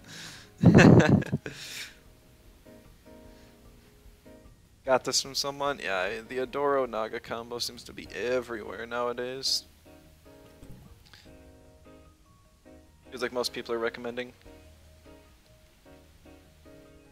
I should just use like the Pookie fight every time somebody in chat.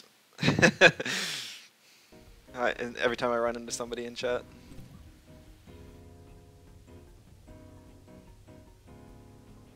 Okay, so he bans my 2-Vine. Guess wanting to play his Toxics. Unless this is a physical Scaravolt, Lawali's not bad here.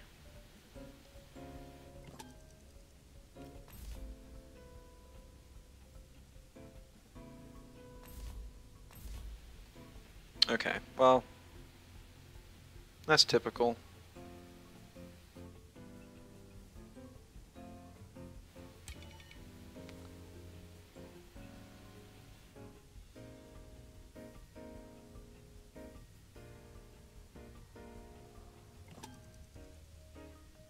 So let's see.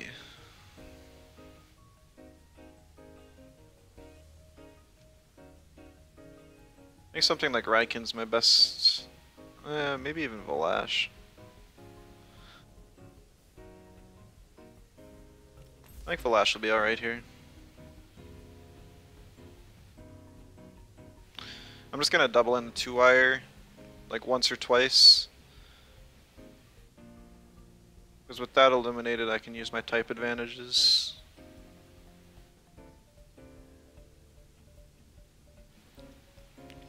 And then once the common factor's up, I can C-bite Adoro.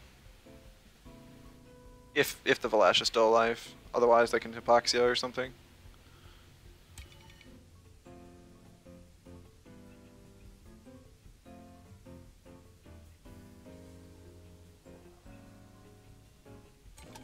I want to say I can deal with Scaravolt.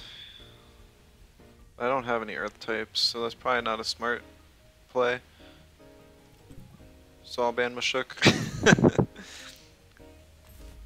I have Naga to deal with Mashuk. And technically Yowler. But there's 3 other threats to it that I just didn't want to stake the entire game on it. Especially since Mashuk wrecks like these 3. And also Momo's slower. I do like Naga though. And then Hazrat. Momo also would have been good. Maybe even better just because there's so many slow threats. and Momo just eats those up.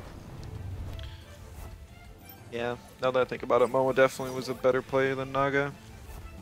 Oops.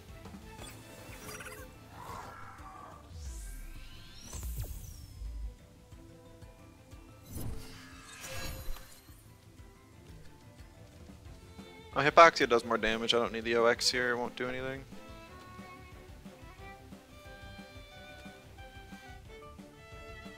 I'm assuming that we're going to see the double in on the Lawali because it has a better type advantage against the rest of his team here. Ooh, well, that's nice damage. We'd actually die to another plague.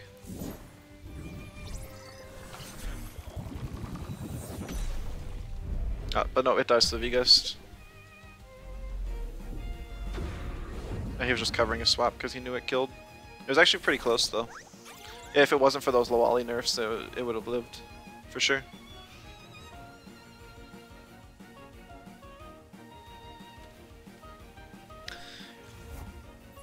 Aggro players 2-wire right there. Yeah, it's pretty squishy.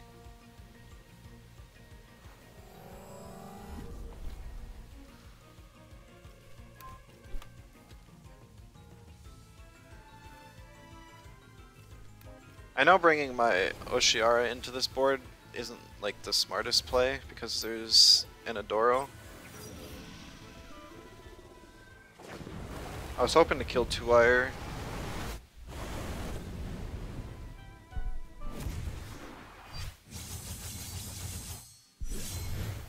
Oh, that was a lot of damage. Oh, Denigrate, dropping my special attack. Okay. That's very unfortunate for the Oshiara. Valash could care less.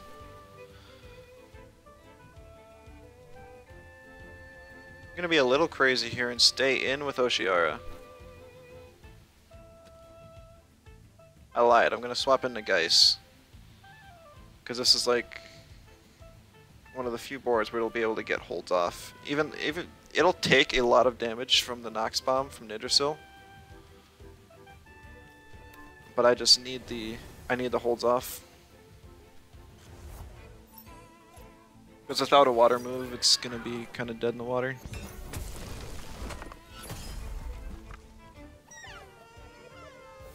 Scavenger, nice healing.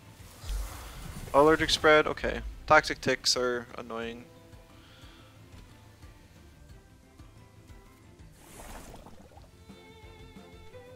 Now this will be interesting. He has to either swap in one of his water weaks. Okay, he swaps in Scaravolt. I was gonna say, or he swapped in 2-wire as the other option, which would make Nidrasil neutral. Yeah, unfortunately my stamina is not quite enough.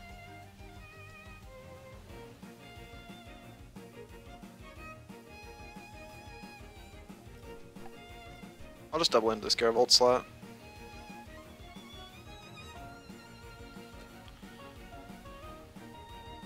Valash will take an OX and some Toxic Ticks, which won't be nice, but I think it's okay. He doesn't have anything that survives this, I don't think.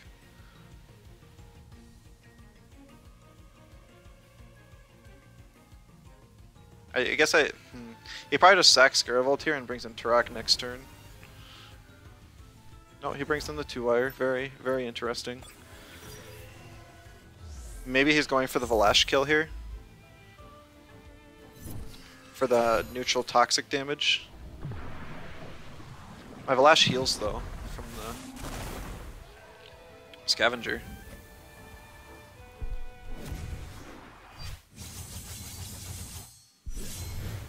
Yeah, not great damage.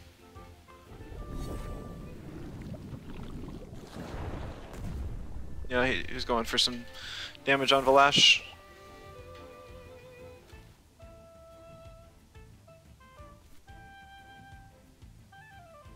If he swaps in, yeah, he brings in Scaravolt. That's just fine. Scaravolt isn't speed scuffed. It's not a DA Naga. I see. It's probably a joke though. So Nagais is pretty free to just get a water move off.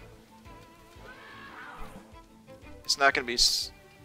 Oh, I didn't catch the Diabolo on the Scaravolt. That makes it way more threatening. Like, that's really threatening.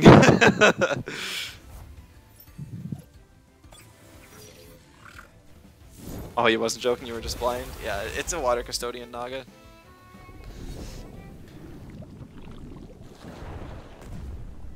Oh, Naga actually lives. It needs to be a double in.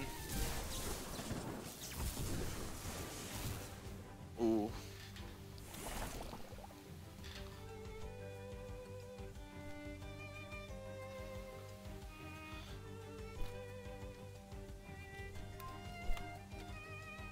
So now he has to make a choice of does he want to sack a lot of health on his Turok? Also, I don't know what kind of spread move this Scaravolt's running.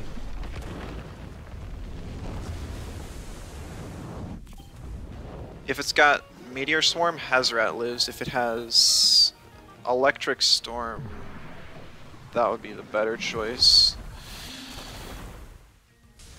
Okay. I do have Toxic Farewell on the Scaravolt. Also, Oshiara is still around. So unless this is the second speedy Turok in a row today, I think we're doing okay. Turok doesn't have any turn 1 spread moves. So he won't be able to. He'll have to choose between Valash or Oshiara, and he has to pick Oshiara to even if he wants it. Yeah, I don't even think he can kill Oshiara this turn.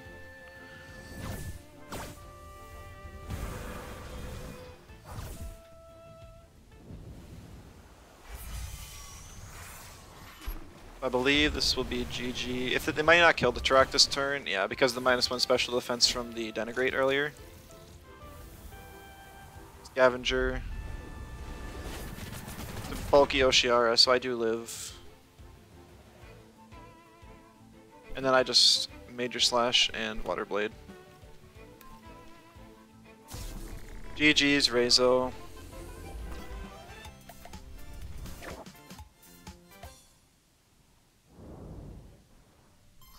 Oh, we get promoted. Woohoo! I don't know where everyone's at right now. Is Invincible still at the top? D2, D2. That's lower than he was last time I checked.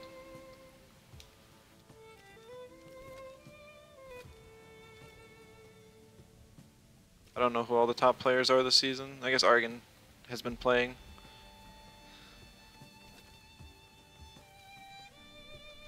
And then Plat. Okay, so it's probably like Argon and Plat at the top. So after me saying I was going to swap this team out, we've gotten a couple wins. I think that was our double win daily. Cool.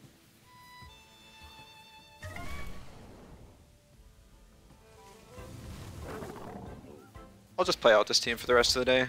I think starting next week I'm gonna just full on work on my P-Jab H-Slap team and try and perfect that for the Invitational. If somebody wants to scout, I won't stop them.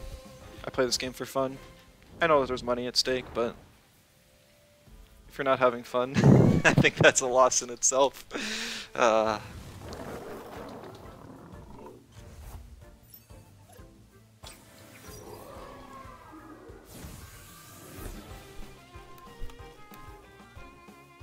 A-Spread did nothing. I was really expecting a Nox Bomb. I think that would have killed or at least gotten Naga very close to dead. Getting the Diabolo plus Baton Pass on the Scaravolt was really surprising though. I was kind of scared. Too bad it's still like extremely slow, so it can't get hits off. I really like Scaravolt as a Tem. But half full is just kind of mediocre. I know they tried to give it a couple buffs this patch. +1 special attack, so it's actually matches the rest of it in like defib for physical sets, but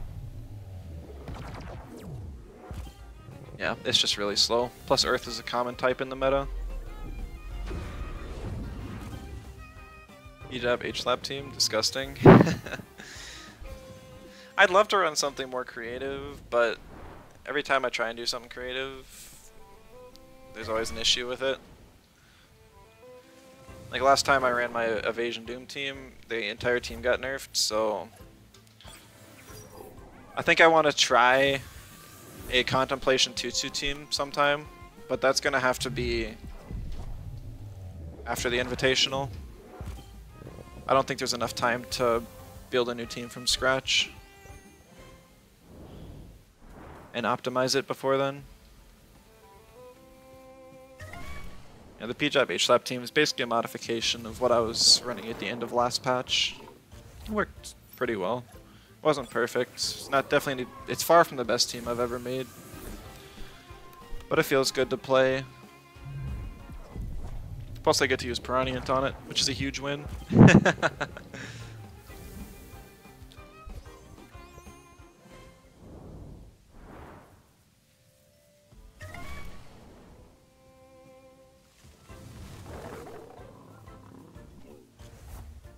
Plus, I mean, there's only like one P-Jab and one H-Lap on it. It's just Mashuk and Piranhient. I ended up removing all the other defense drop stuff because it was less consistent. Are there any other official tourneys this month besides the Invitational? Honestly, not sure. There's only one inter-regional left. There might be like a bullet series of bullets this month or something.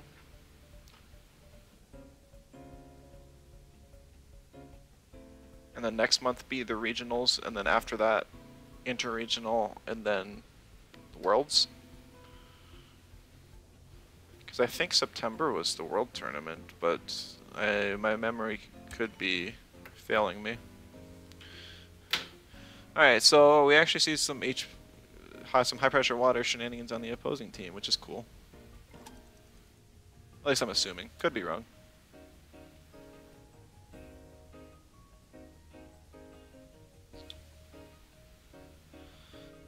Mastion's looking kind of scary. I don't have any electrics.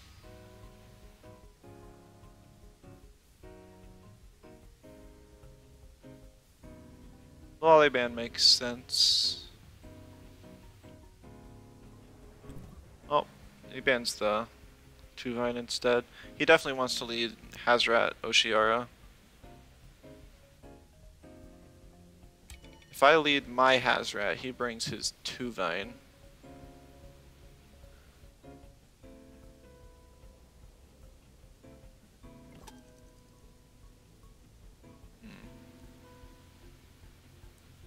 I still really want to bring my Hazrat though. Even if it just dies, as long as it dies to something that's not a toxic type, I get toxic farewell value.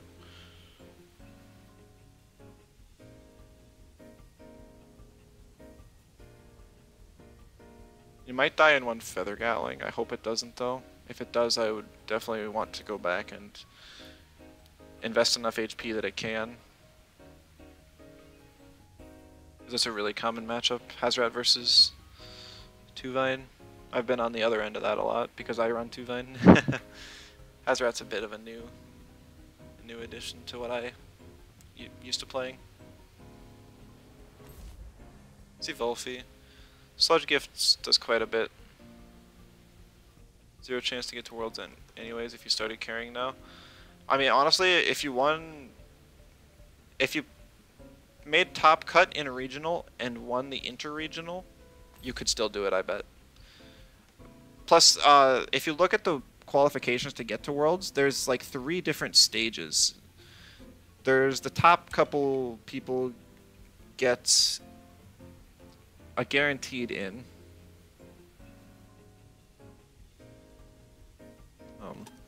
Okay, I'll just bring the Wally here. The top people in each region get a guaranteed invitation.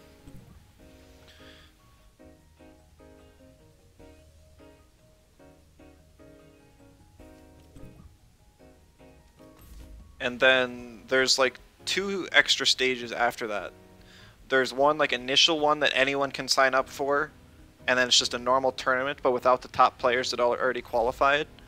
And then the top cut from that tournament, I believe, participates in another tournament that like the 10 or 15, like the next 10 people in every region get guaranteed qualified for. And it's going to be another big tournament, and then those top qualifiers. I don't know. It was really complicated when I read it. So I can't explain it very well, but I would definitely look, because it is 100% possible to go from 0 points to still participating in Worlds.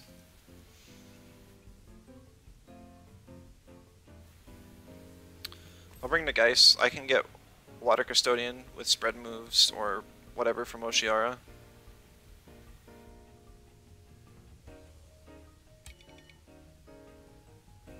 And there's some slower Tems, so I'm just going to bring Momo.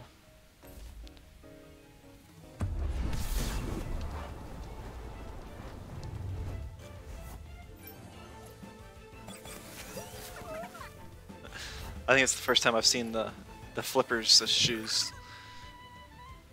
They're very noticeable. Kind of goofy.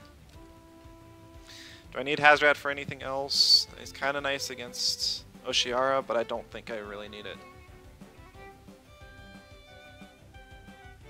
Question is, do I want to waste water or lava wave the Lawali? Or sorry, the Saku.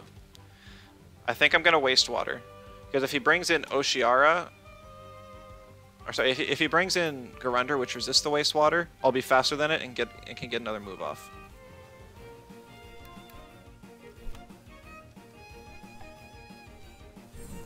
Alright, so by plaguing, I do a speed check on the Volphy, so I know that 232 outspeeds is priority.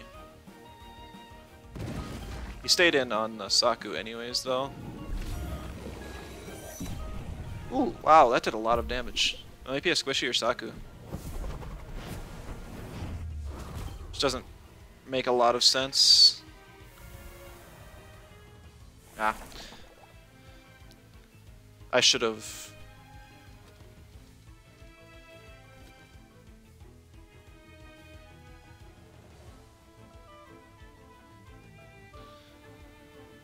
Yeah, darn.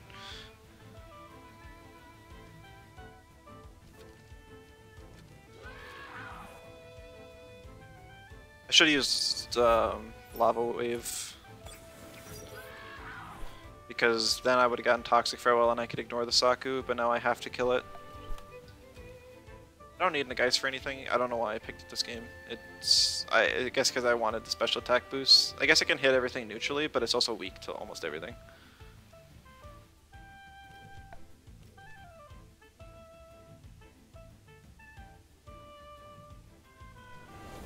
Actually retreats the Saku. Yeah, so that's where the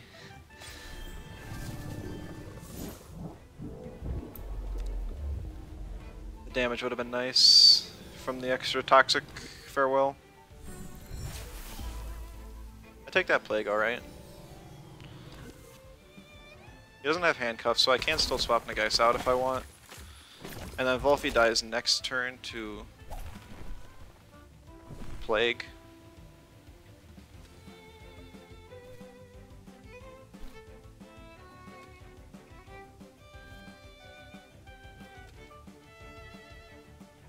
I'm bringing Momo, get his hold off.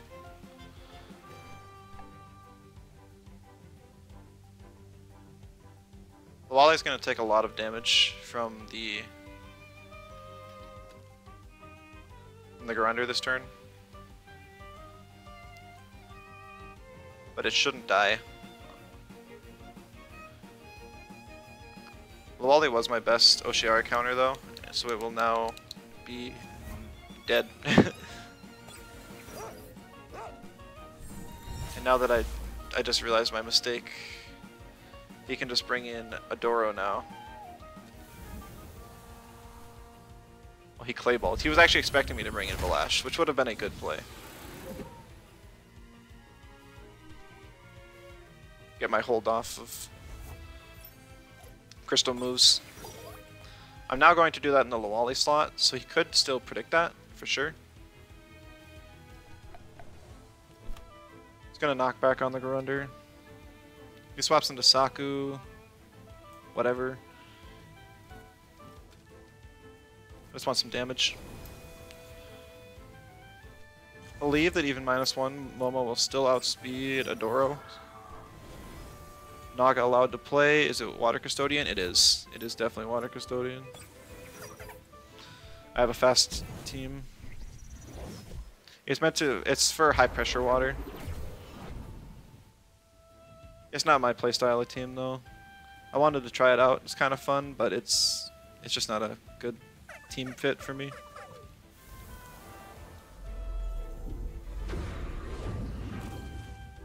He attacks Momo. Okay.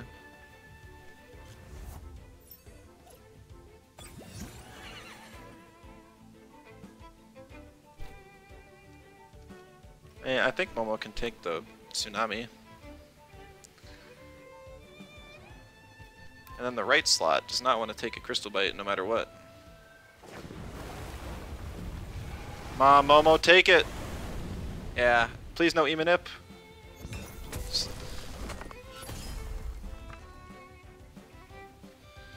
As long as it's no Emanip, I'll get the special attack drop on the Oshiara. Oh no, he's gonna Inner Spirit. Shoot. I wasn't counting turns.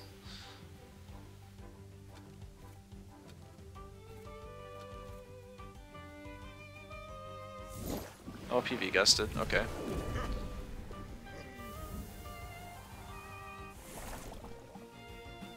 That bulky, yeah, everyone's running their Adora's bulky nowadays. I think it actually got some minor buff to its bulk as well, which is really strange, because it was already one of the best Tems.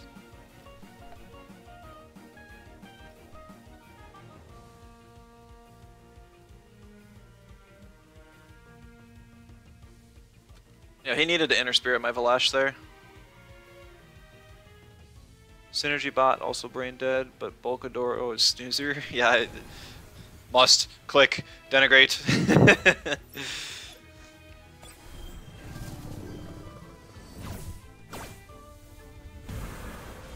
That should be enough chip damage on Garunder to finish it off with Crystal Bite now.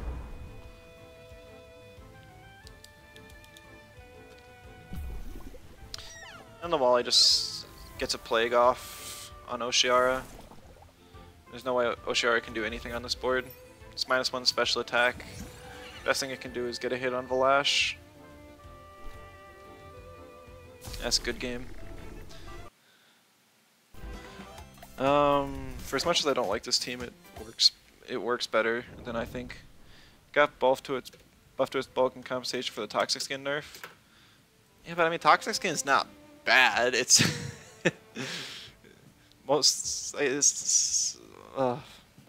I still think it's a little silly. I can't complain too much about Elemental being meta though, because none of them were for so long.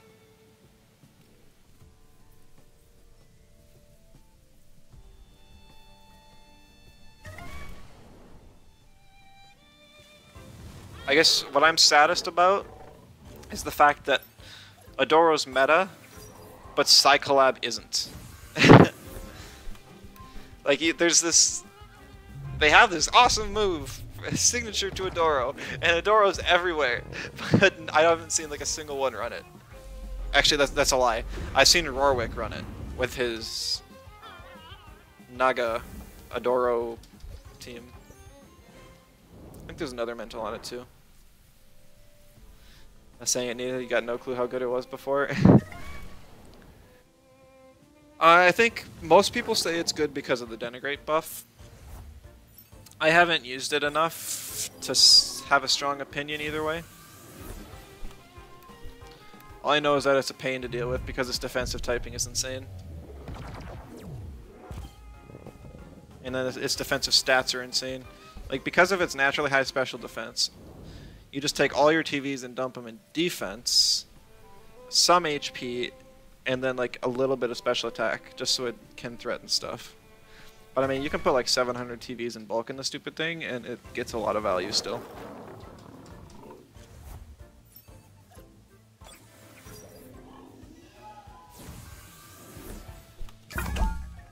Alright, another match. Unders, alright. Sneak peek at maybe what he's trying out for interregional. I'd say everything on this team looks about like what I'd expect, except maybe the Mimit and the 2-wire. Maybe those are his 2 flex slots. I guess 2-wire complements both Mashuk and Adoro.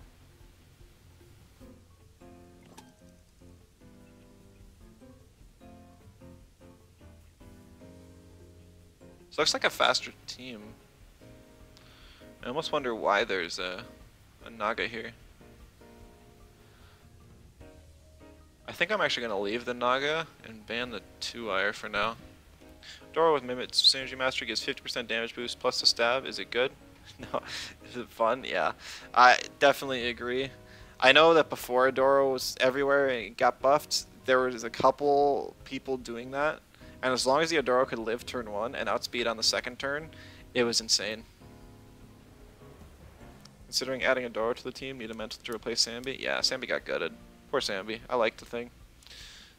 I think it was a little too strong, but it did not need all, like, I don't know. It did not need all that it got. You play Sambi in this patch?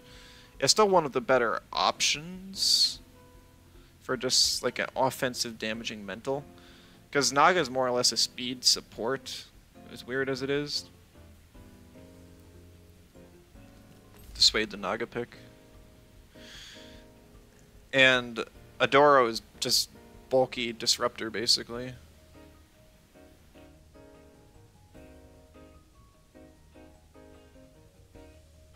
Zambi has like the highest attack stat of every mental out there and gets matter teleport, so it can do crazy damage. Still has hypnosis, even if it doesn't have bamboozle. Priority with transient. I think Zambi's fine, but you have to build the team too much around it. Don't like that too much. Well, it's competing. I guess it's competing with stuff like Adoro and Naga for the slot. So that's where it's questionable.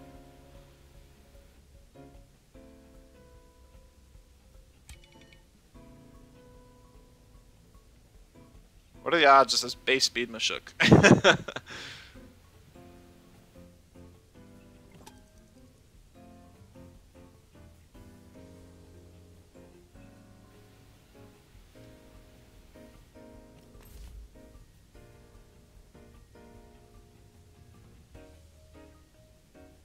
Playing stall? Okay, that throw a rock in plans.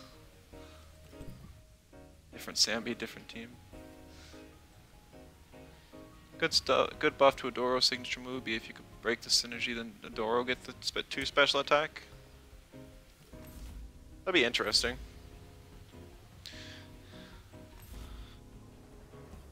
There's not a lot of ways to buff special attack, though. I think the option is that you could intentionally buff your ally. But Adoro is just too slow to get a lot of value that way. It just doesn't look like a good Raiken game. I can kill the Adoro. That frees me up a lot more.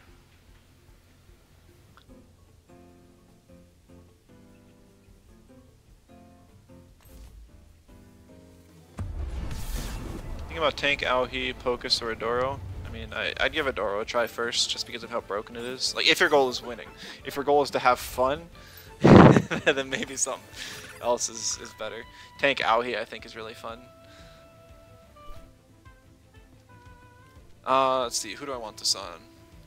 The guy hits Mashuk, Valash hits Adoro, so it's kind of like horse apiece. Valash is weak to Turok as well, Naga is weak to Chimerian.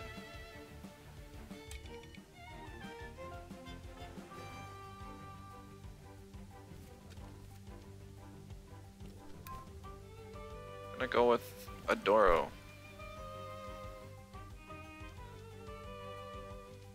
I want to heat up here because I don't think they're gonna attack. But I don't think I'm gonna get enough value out of it to justify it.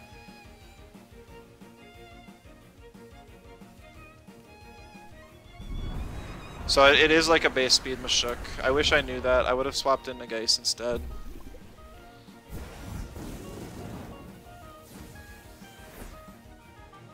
So yeah, wastewater. I can tank that, but if it's a V-Gust, I do not. Oh, I just Beta Burst to cover. Actually live, so it's a very, very bulky Adoro.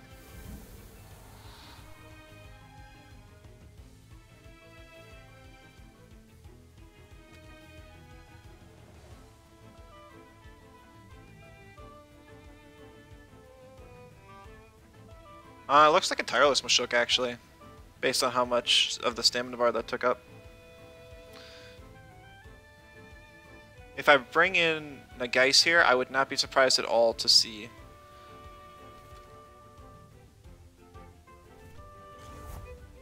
Adoro swap out for Turok.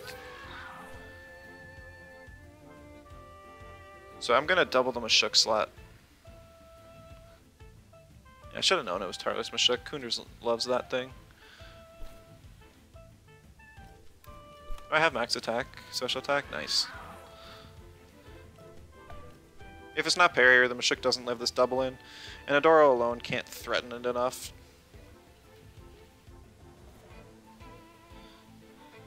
Plus I know it's bulkier now, and its damage is lacking. I might even be able to take 2 V-Gus. You know, like 2 AM for Kunders. Only 2 AM? I think the... Yeah, I was gonna say, it's even later than that. Maybe he's taken off Monday. Oh no. I'm too busy thinking US, like we got a holiday on Tuesday.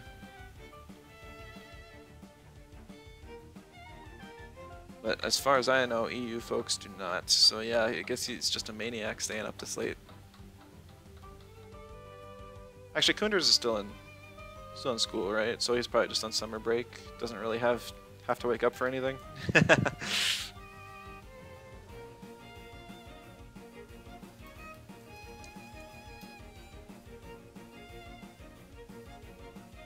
He's certainly thinking about this decision, though. Still awake from lake shift, should be in bed, though.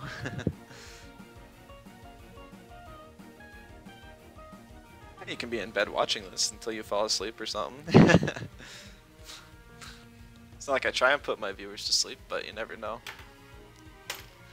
I enjoy sleep, so even though streaming is fun, I would recommend sleeping over over watching personally.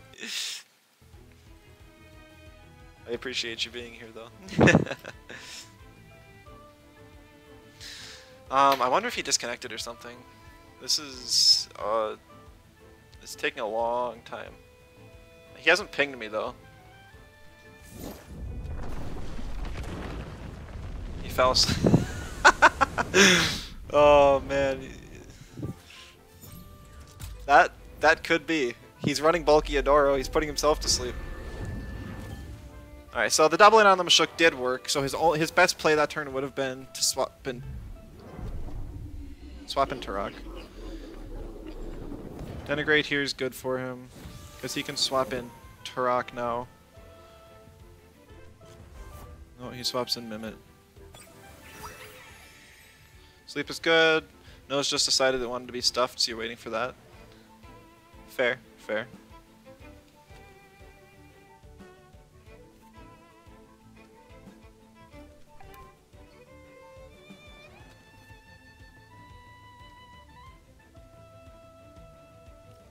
I don't know what this Mimit wants to transform into.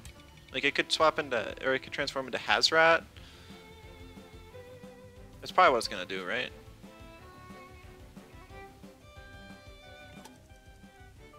Double Adoro? I'd be really surprised. He's gonna transform into Hazrat so that he can resist both of Hazrat's stabs,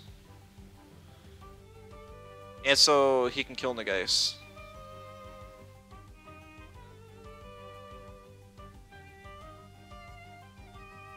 And he probably just lets Adoro die here. So I'm gonna swap in Momo so I have something to deal with the incoming Hazrat problem. And I believe Adoro dies here to the +3 Lava Wave. If it doesn't, I'm gonna be very sad.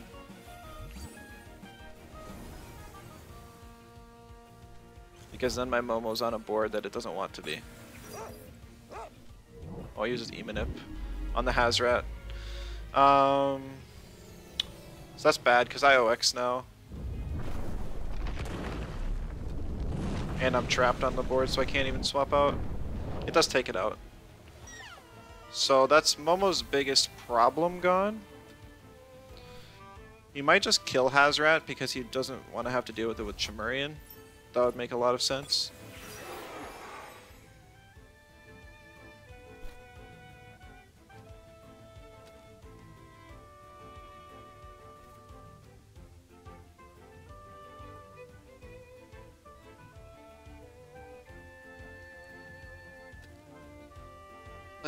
Let's see.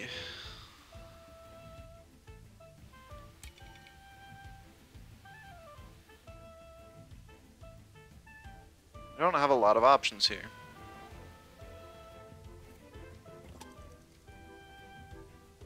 I highly doubt this is a squishy Mimit.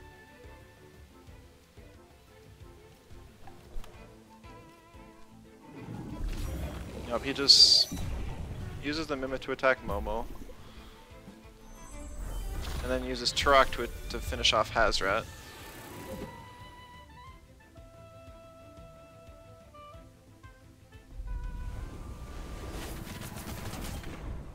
I do get some value there.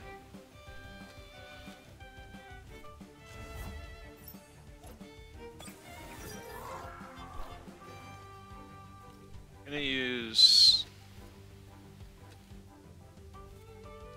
swap to Nagase and base jump the Mimit. So you could play, not really.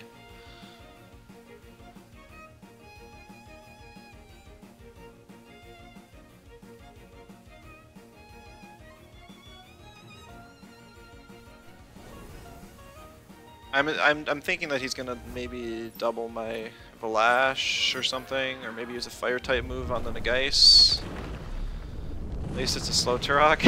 You're right, you're right. Mimic goes down. Scavenger proc. There's a rock fall.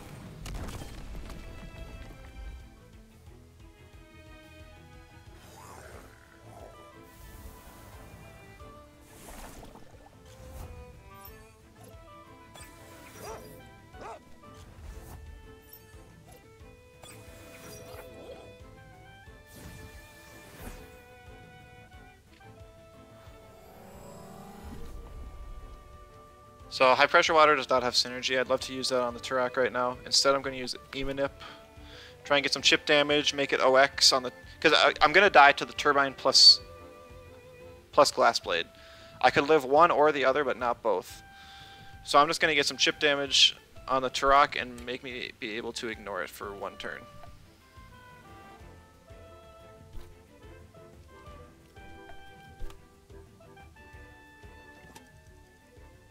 I might even just refresh on Momo so that I can make sure I kill the Chimerian with the knockback. And then just... Oh, that's going to be so much OX though. I think I'm going to give it a try though. If the Oh, it was bait, so it doesn't OX. He attacks the Momo instead. Ah, good predictions. I didn't think that would kill. I guess that's what I get for running any amount of speed in my in my Momo. If it was all bulk, if it was nut bar instead of res badge, I would have lived. And then the guy just gets nuked here. GG's Kunders. That bar's just too broken not to run. I know. I hate when this game devolves into the same set on every single Tem, and that's what they're trying to make it all the time. Plus, why have they nerfed every other broken item in this game, but left nut bar? Like, nut bar gives way too much value on any Tem it's on.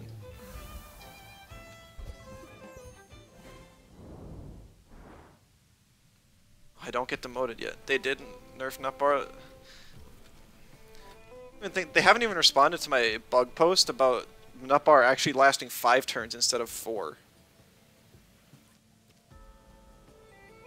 Thank you for the follow, Lavender. Nutbar is still just nuts. I think they should make Nutbar at the very least proc only once per turn. It should not work on a double in.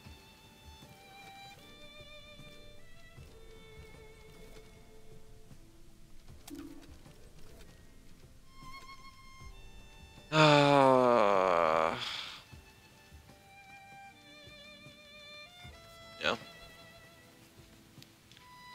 They nerf stall so much they're scared of doing more. We'll see, like, I don't even care about Nutbar as much on stall teams. The problem is when it's on a mid-range team. And it makes a Tem that normally you'd be able to double in and finish off, survive 3, maybe even 4 hits. Like, even if you're not, like last patch, even when you weren't raid bossing a Gorong, you just throw Nutbar on it, and it still just doesn't die. Momo, insane damage. Do we think they know that? Who knows? I can hope they know that what they're doing, but yeah, kind of rough. Fat rat with Nutbar, I do not like bulky Hazrat. I think fast rat's better, or at least like a mix. I think being able to live one wind move, one Feathergat is reasonable. Living a Stone Ball, I think, is too much. Maybe even a Feather Gatling is too much. I haven't done the calcs. Hazrat's defensive stats are just bad.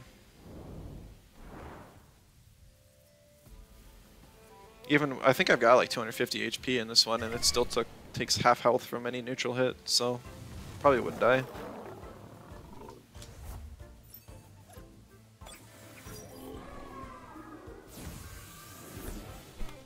I kind of wish they would give Hazrat some defensive options. Like, give Hazrat Charcoal Wall.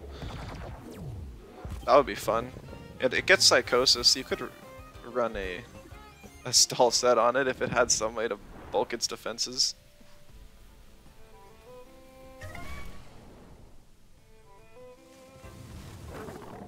Doesn't have any reliable healing. It's got like Toxin Shower to stall turns. Maybe that would be kind of a pain. Toxin Shower, Psychosis, Charcoal Wall, and some other damaging move. Like Wastewater. But it doesn't get that move, so there's no point in thinking about it. And since it wouldn't be towards its identity of being a fast attacking Tem, they're not going to add it. Even though they're reducing duplicate moves, and yet it still has beef up and heat up. Man. Yeah, whatever. Game's still fun.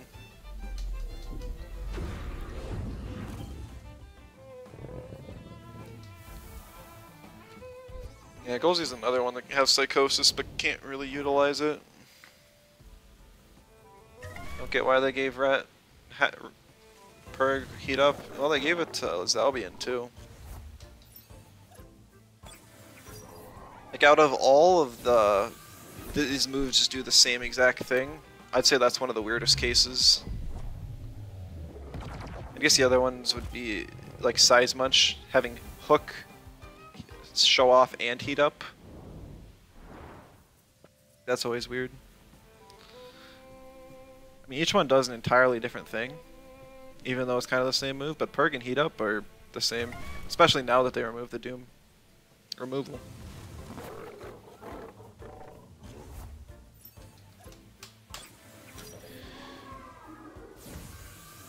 Just replace Purg with Batter Teleport on Zalbian. I think that would be too much. It was brought up earlier in comp chat though, and then somebody countered with Give It Transient instead.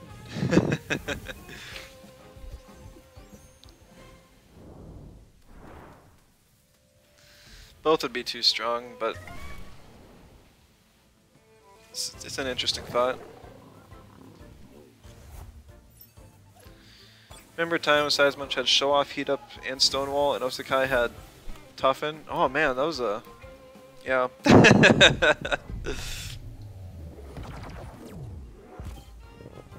Maybe if they give Osakai block, then it would balance it out a bit more.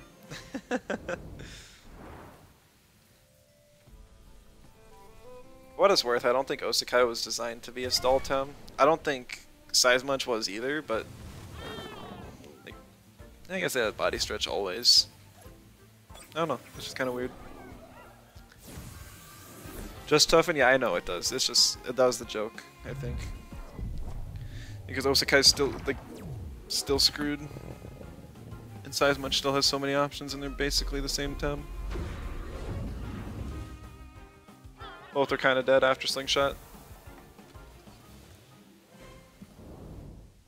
Yeah, it's like I missed Slingshot because it enabled a lot of Tems, but also I think it was too strong, so I have mixed feelings about it. Those guys got a lot more options. Really? I mean, it's got the rest button. Budget Seismunch when Perfect Smashy costs 200,000. Is that really what somebody was trying to sell one for? Maybe like way back when? Back when starters were limited stock? I'm not sure. Recently I don't think it's that bad. All Sling and Whip needed was once per game. That would be too strong still with Slingshot users, because most of them only use it once. I think there needs to be probably one or two new moves introduced to the game that increase... It's like an attack, a weak attack that increases speed by one stage.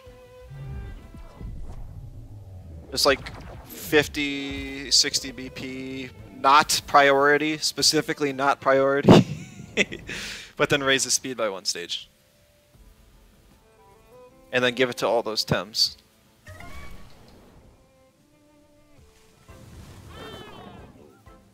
Sky Prana catch you at 1470 TMR and Kisiwa, and both considered terrible. That is long before I started playing actively. So I guess I wouldn't know what that meta was like.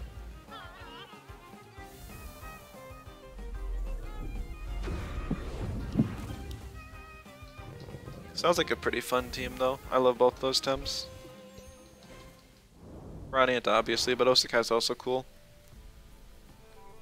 Hijab Quetzal versus Salad Stall.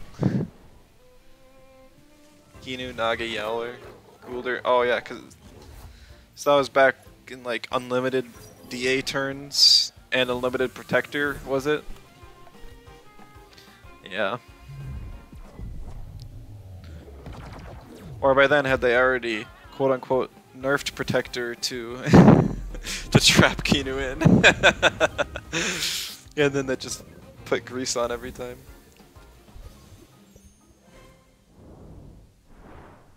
Yeah. And poor Goulder. Goulder got on the wrong end of this patch. Like, they removed Charcoal Wall and nerfed Bamboozle. Like, it did not need that. They give it Venom Spread as compensation? Who's running Special Goulder? Someone from the Chubby Sims gave it a try as a complete meme and it was so bad. What is Goulder's special attack stat? Is like 50, maybe 60? I know it's got Madness buff. But it doesn't want to sacrifice its HP to do that. Plus it's guaranteed to get doubled in before it gets the Madness buff off, so it can't even utilize the special attack or special defense buff until the second turn. Still okay with Bamboozle? Don't get why they nerfed it? Oh, I'm why they nerfed it. But they should not have. It is not an overpowered move by any means. There you were playing a debuff burn team with Flood and high pressure water piranhas. First version full tank Momo. Yeah, you were the inventor of the full tank Momo. That's kind of cool. Did Shelter exist back then? Or was there some other move you used?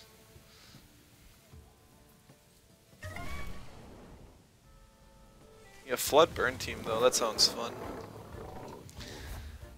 Yeah, here I am trying to use high pressure water and yeah. Oh come on, Rezo. It was more than that. They had to actually think about which slot they wanted to hit. And so they might like Bamboozle stops them from clicking green circles. You can't have that. Item that breaks through evasion. I mean that item is borderline matchup fishing.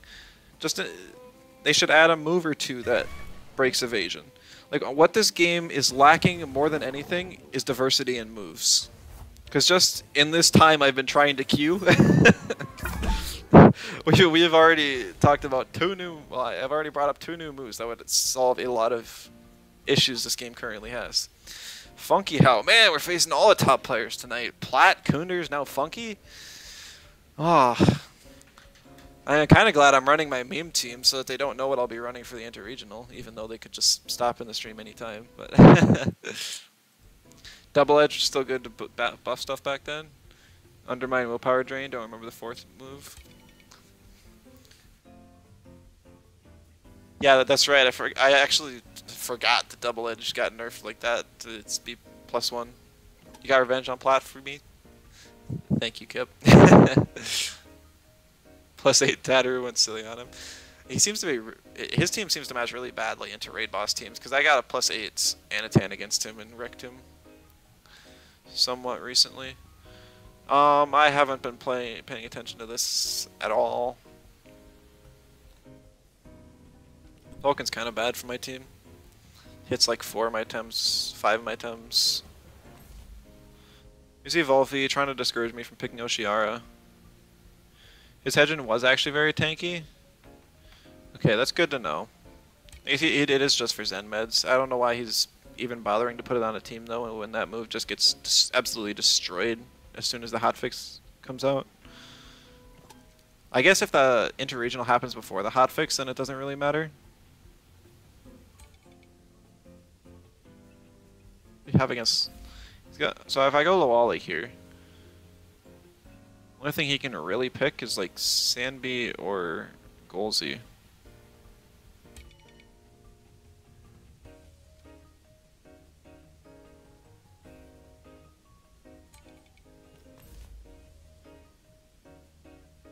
He doesn't know I'm a physical Valash. So I can base jump Hypoxia, but he'll probably just Plasma Beam the Lawali just to reduce its damage. And then like Sludge Gift Valash, which won't be fun. I don't really want to deal with Nesla. Priority options are a pain. He bans my Oshiara. Makes enough sense. Hedgen has too many good moves now. I think Hedgen is actually one of the most balanced Tems in the game. Or I should say it's well-rounded. It's very well-rounded because it can run its support sets. It can run more offensively.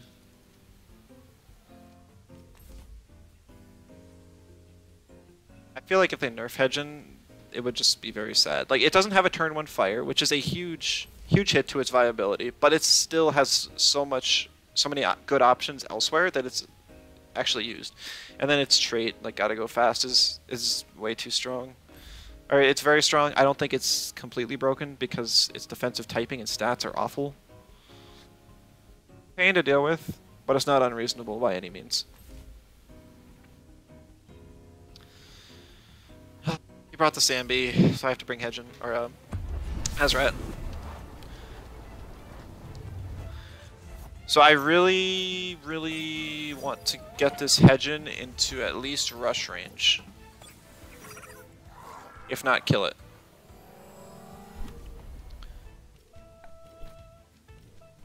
If it's not in rush range, that can be really bad. Am I clubless? I am clubless. I got into on my last club I ran into some issues with. Somebody got very political. And I don't think politics have a place when everyone's just trying to enjoy a game online. So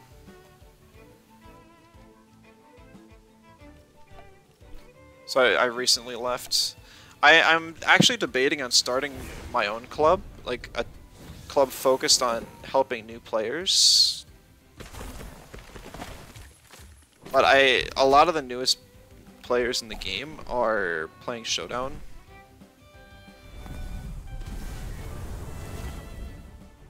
Oh man, it's a speedy Volphy.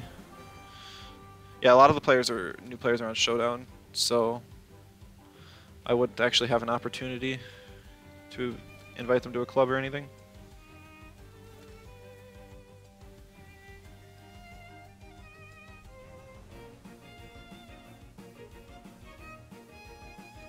I didn't bring either of my neutral's dead.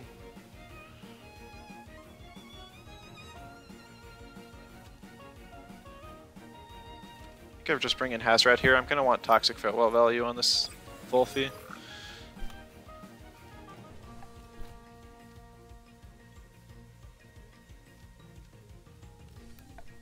I'll do Wastewater this turn. I think I just lose now to the Hedgen, because my didn't get to use either of my waters.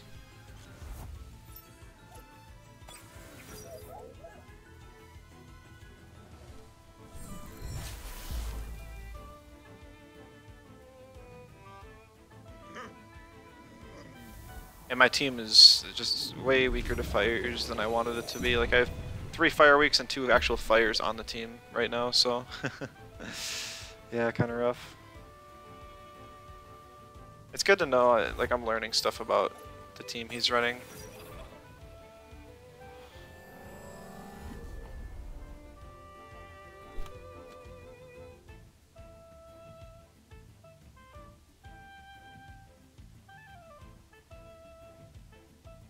Okay, yeah, this is really bad.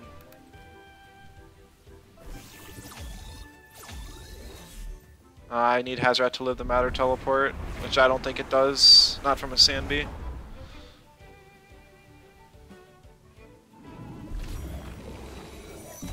Yeah, it's not in. Oh, maybe it's in rush range. It should be, yeah.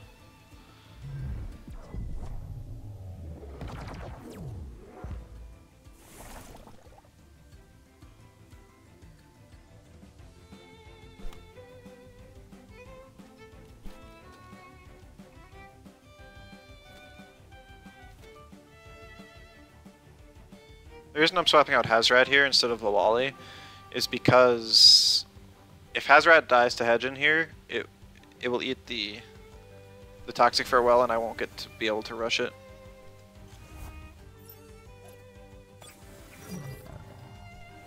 He actually swaps Sambi, which is interesting. To Golzy. Okay. I'm okay with that swap. Let me see Binary Flood. Ooh, interesting. I don't get to use Adrenaline Shot now because I am...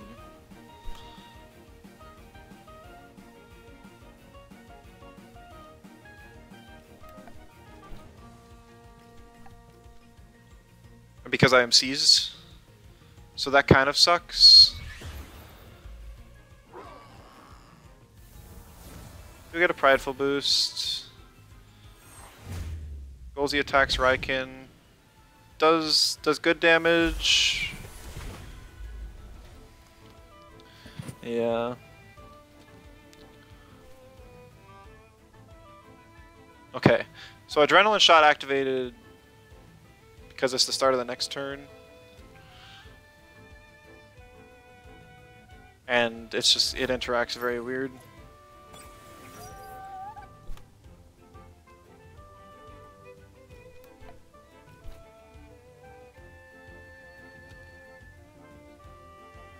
This is going to be my best swap in for Hazrat right now. Aw, shoot.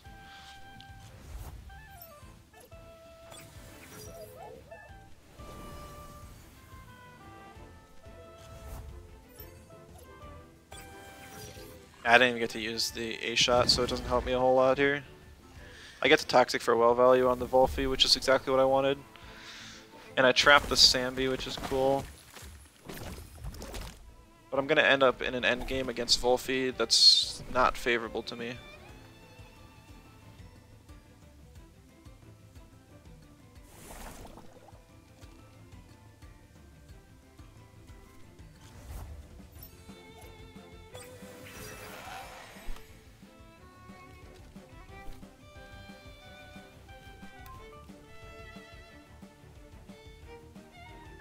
We could very well see Volphy swap for... Oh. Maybe he'll just Dust Vortex.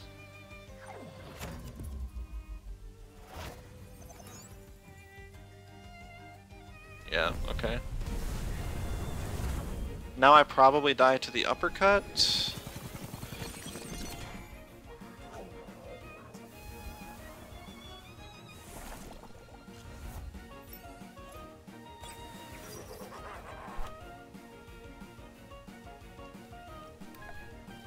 So he has to double into the 2-Vine here. Otherwise it doesn't kill. If he has Sandstorm, he just wins. Depends on what he's using in his flex slot.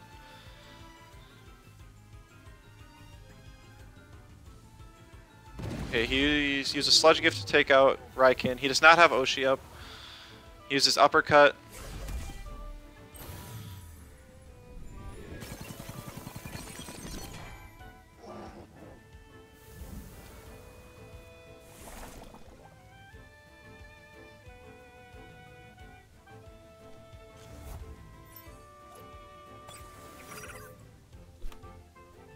Okay, I have barely enough stamina to Plague. That's honestly just lucky.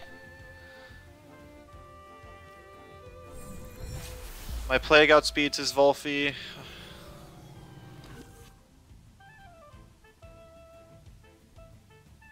He uses Plague. Oh, 2-Vine just dies.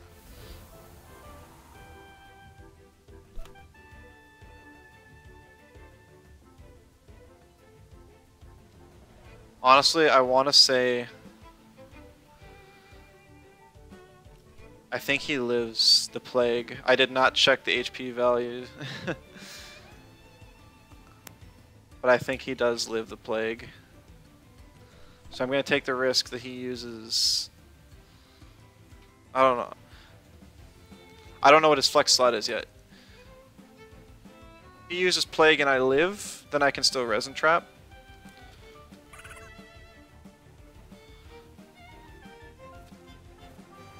So I think I just have to Resin. Okay, I don't know what move he clicked, but I outspeed. And so I will kill him here. So GG's Funky. Bush? Oh man, yeah, I didn't even think about Bush. Over 50% and he just get damaged by Farewell? Yeah, that's... I thought he was like just over 50%, like 50.7. And then he survived at 25.7, so I did exactly like a quarter of his health. I'm not sure what he was running in the flex slot. Maybe Lifle. Does Bush win or lose him the game?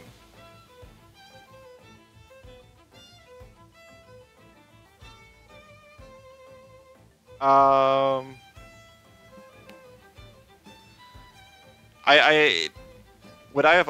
I think I would have OX to death if I used Plague. So then I would have... Or... Oh yeah, if he OX to death, because I would have used Resin Trap. So yeah, that was a... Well, no, there's no way he would have. Yeah, because if I used Plague, he would have died. Or no, okay. If I used Plague, he would have lived, and then I would have OX to death. If he used Bush, he would have gotten an evasion, and...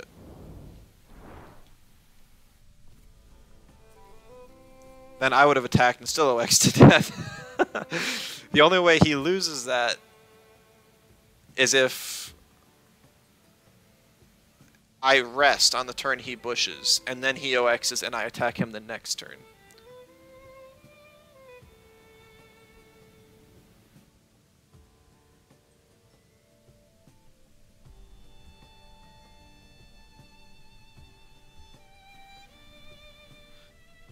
I see. Actually, I think he might have got taken a Marbles proc as well,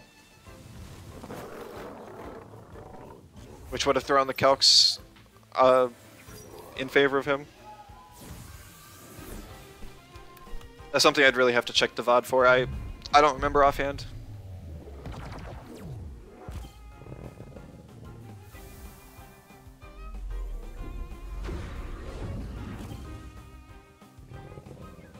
Because did I lead the Hazrat? Because I know he led the Volphy. I think I led the Hazrat.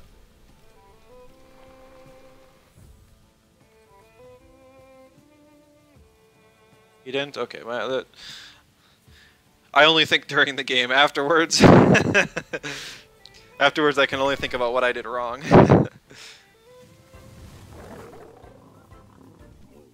Swapped Hazrat in both times. Okay. Yeah. So I guess Plague would have just won me the game.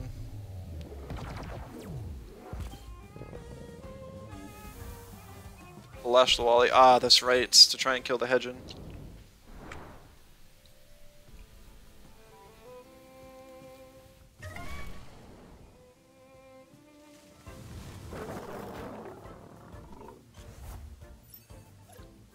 Yeah, so both him and I made a couple mistakes that game. Because I remember he had used Bark with his Momo when he outsped and I didn't kill him.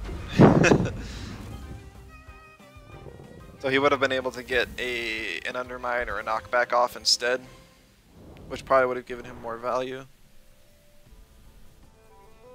I think he just used it on the Valash and then Dust Vortexed it the next turn anyways, and it would have got one shot regardless.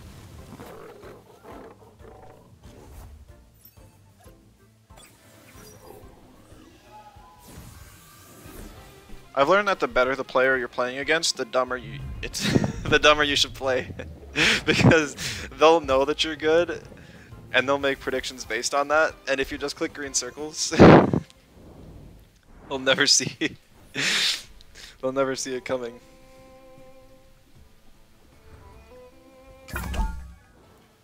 You get ego. Lose, yeah.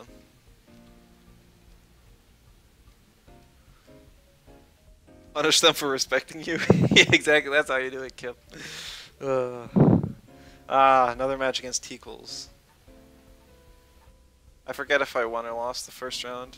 I think I ended up losing. Oh, that's right, I lost because it was a speedy Turok. So this is a speedy gravel bag Turok. I must keep that in mind. He's on blue side, which is I prefer orange side, so that's a win in my book. If he doesn't ban Lawali,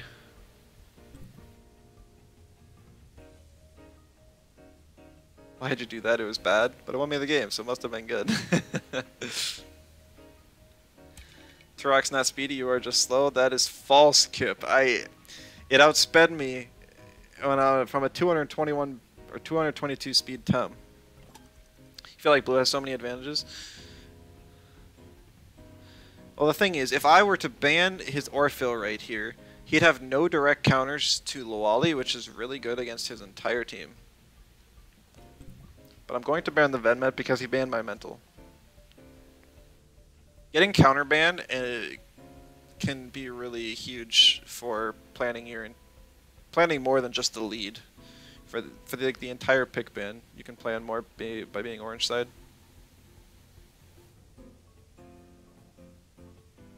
It's just a personal preference. I know that a lot of people prefer blue, and it's easier to play on blue. But I think if you have a team that you really know how to play well, that orange is usually better.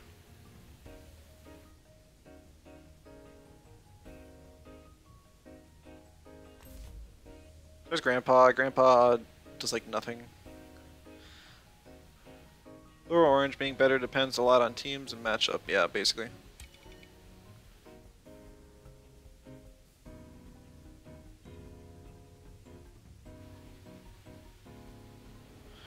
I just pick like Lawali Raikin here.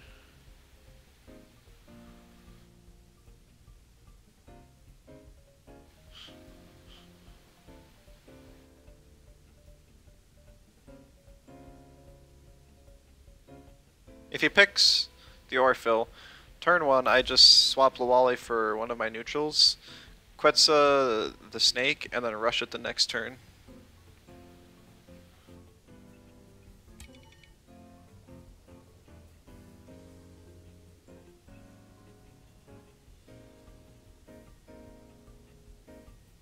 I'm gonna ban the Turok because I have more options against Nesla with double crystal and a toxic than I do against the Turok.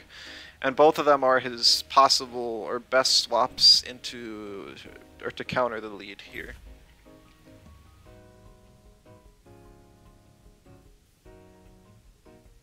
If I knew how fast the Orphill was, I would just risk it and stay in. But like my Lawali is only 232. Like if there's more than that speed in this Orphill, then it just dies. I want my crystals for sure. There's everything weak to it in the back, and there's no crystal weaks on or he doesn't have anything that's strong against crystal that he's already picked.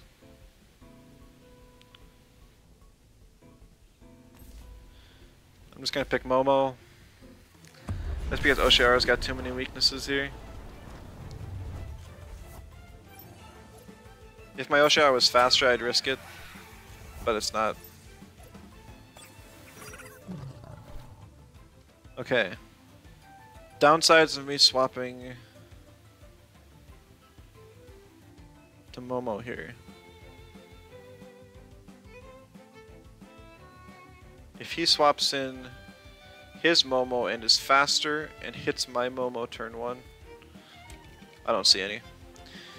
The Grandpa is almost ignorable here, just because it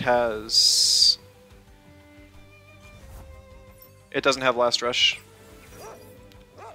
For Orange, for a lot of teams in the past, their matchups Blue would have made it a lot easier to same matchups. Oh my goodness, the Orphill just dies. So it actually does get Last Rush because the Orphill dies. That's really funny.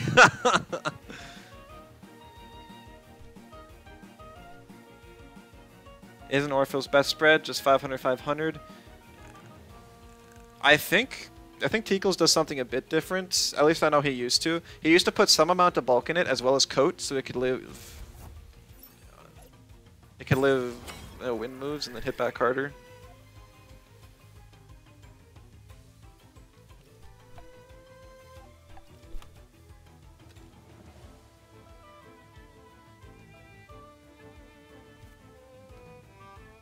I hate Inky. I hope my Raiken's faster. I don't think it is. I hope my Raiken's faster.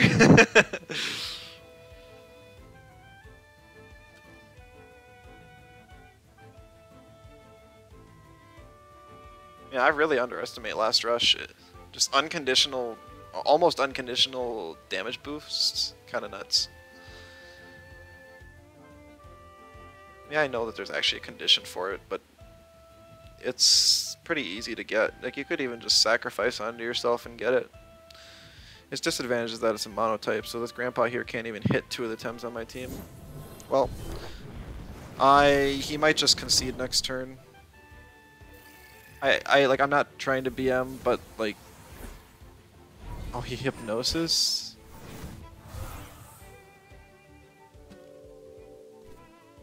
Bad matchup? I guess so.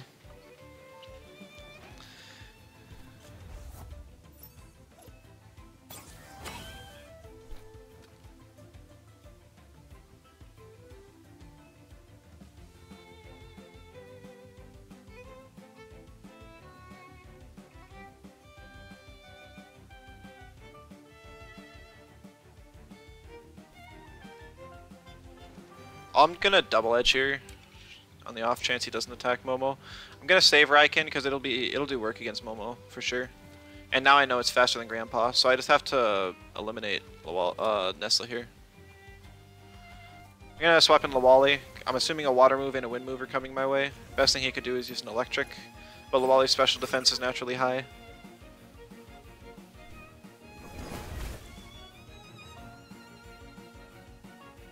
Hydrologist Nesla, interesting. Turbo, okay. Okay.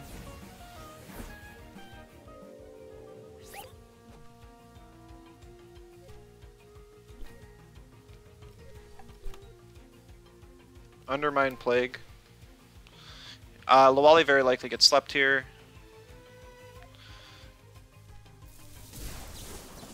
E-Strike on Momo, okay. There's the Hypnosis on Lawali, no surprises. I'm Grandpa is burning through its stamina quickly. Oh, last rush on the Hypno. Getting the special attack drop on Nestle's nice. Even if Momo goes down, that's just fine, because I have Valash in the back for Quetzal synergy. Extremely powerful Hypno there, yeah. Like, Lawali's in a deep sleep right now. It's only for one turn, but that thing is gonna be sleeping hard. If no got hands.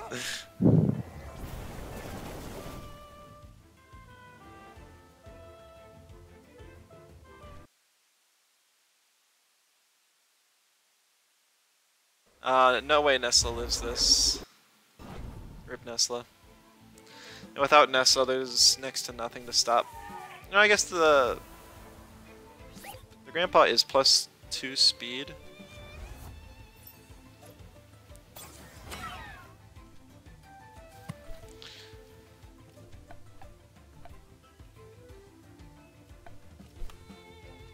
I'm just gonna try and make the Grandpa OX so that I can just bring in Raikin one more time and get a sure attack off on the Momo.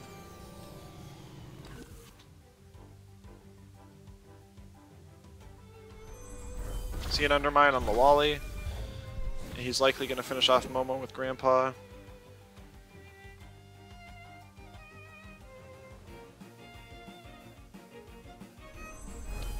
Or he's not attacking with Grandpa. Very interesting. Maybe it used like Refresh, a low priority move. Just in some last ditch effort to pull out this game.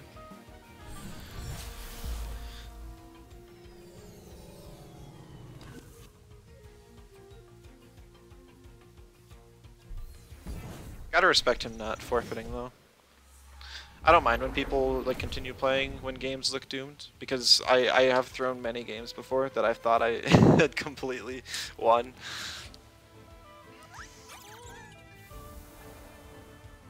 Keeps content going even with the long queue times.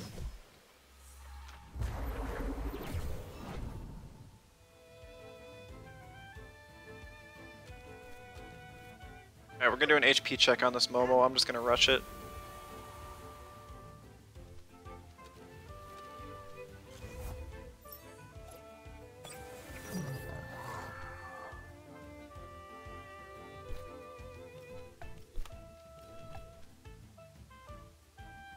When's next Theme Team Day? After the Invitational.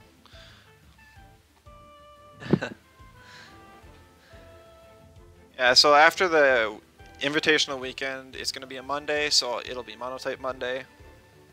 The Invitational is this weekend, so it won't be tomorrow, it'll be July 10th. Should be the next Theme Team. GG's Teakles. And then, so after the... I'll be doing a whole bunch of theme teams after the Invitational. I just want to do as much as I can up to then and give it a good solid try.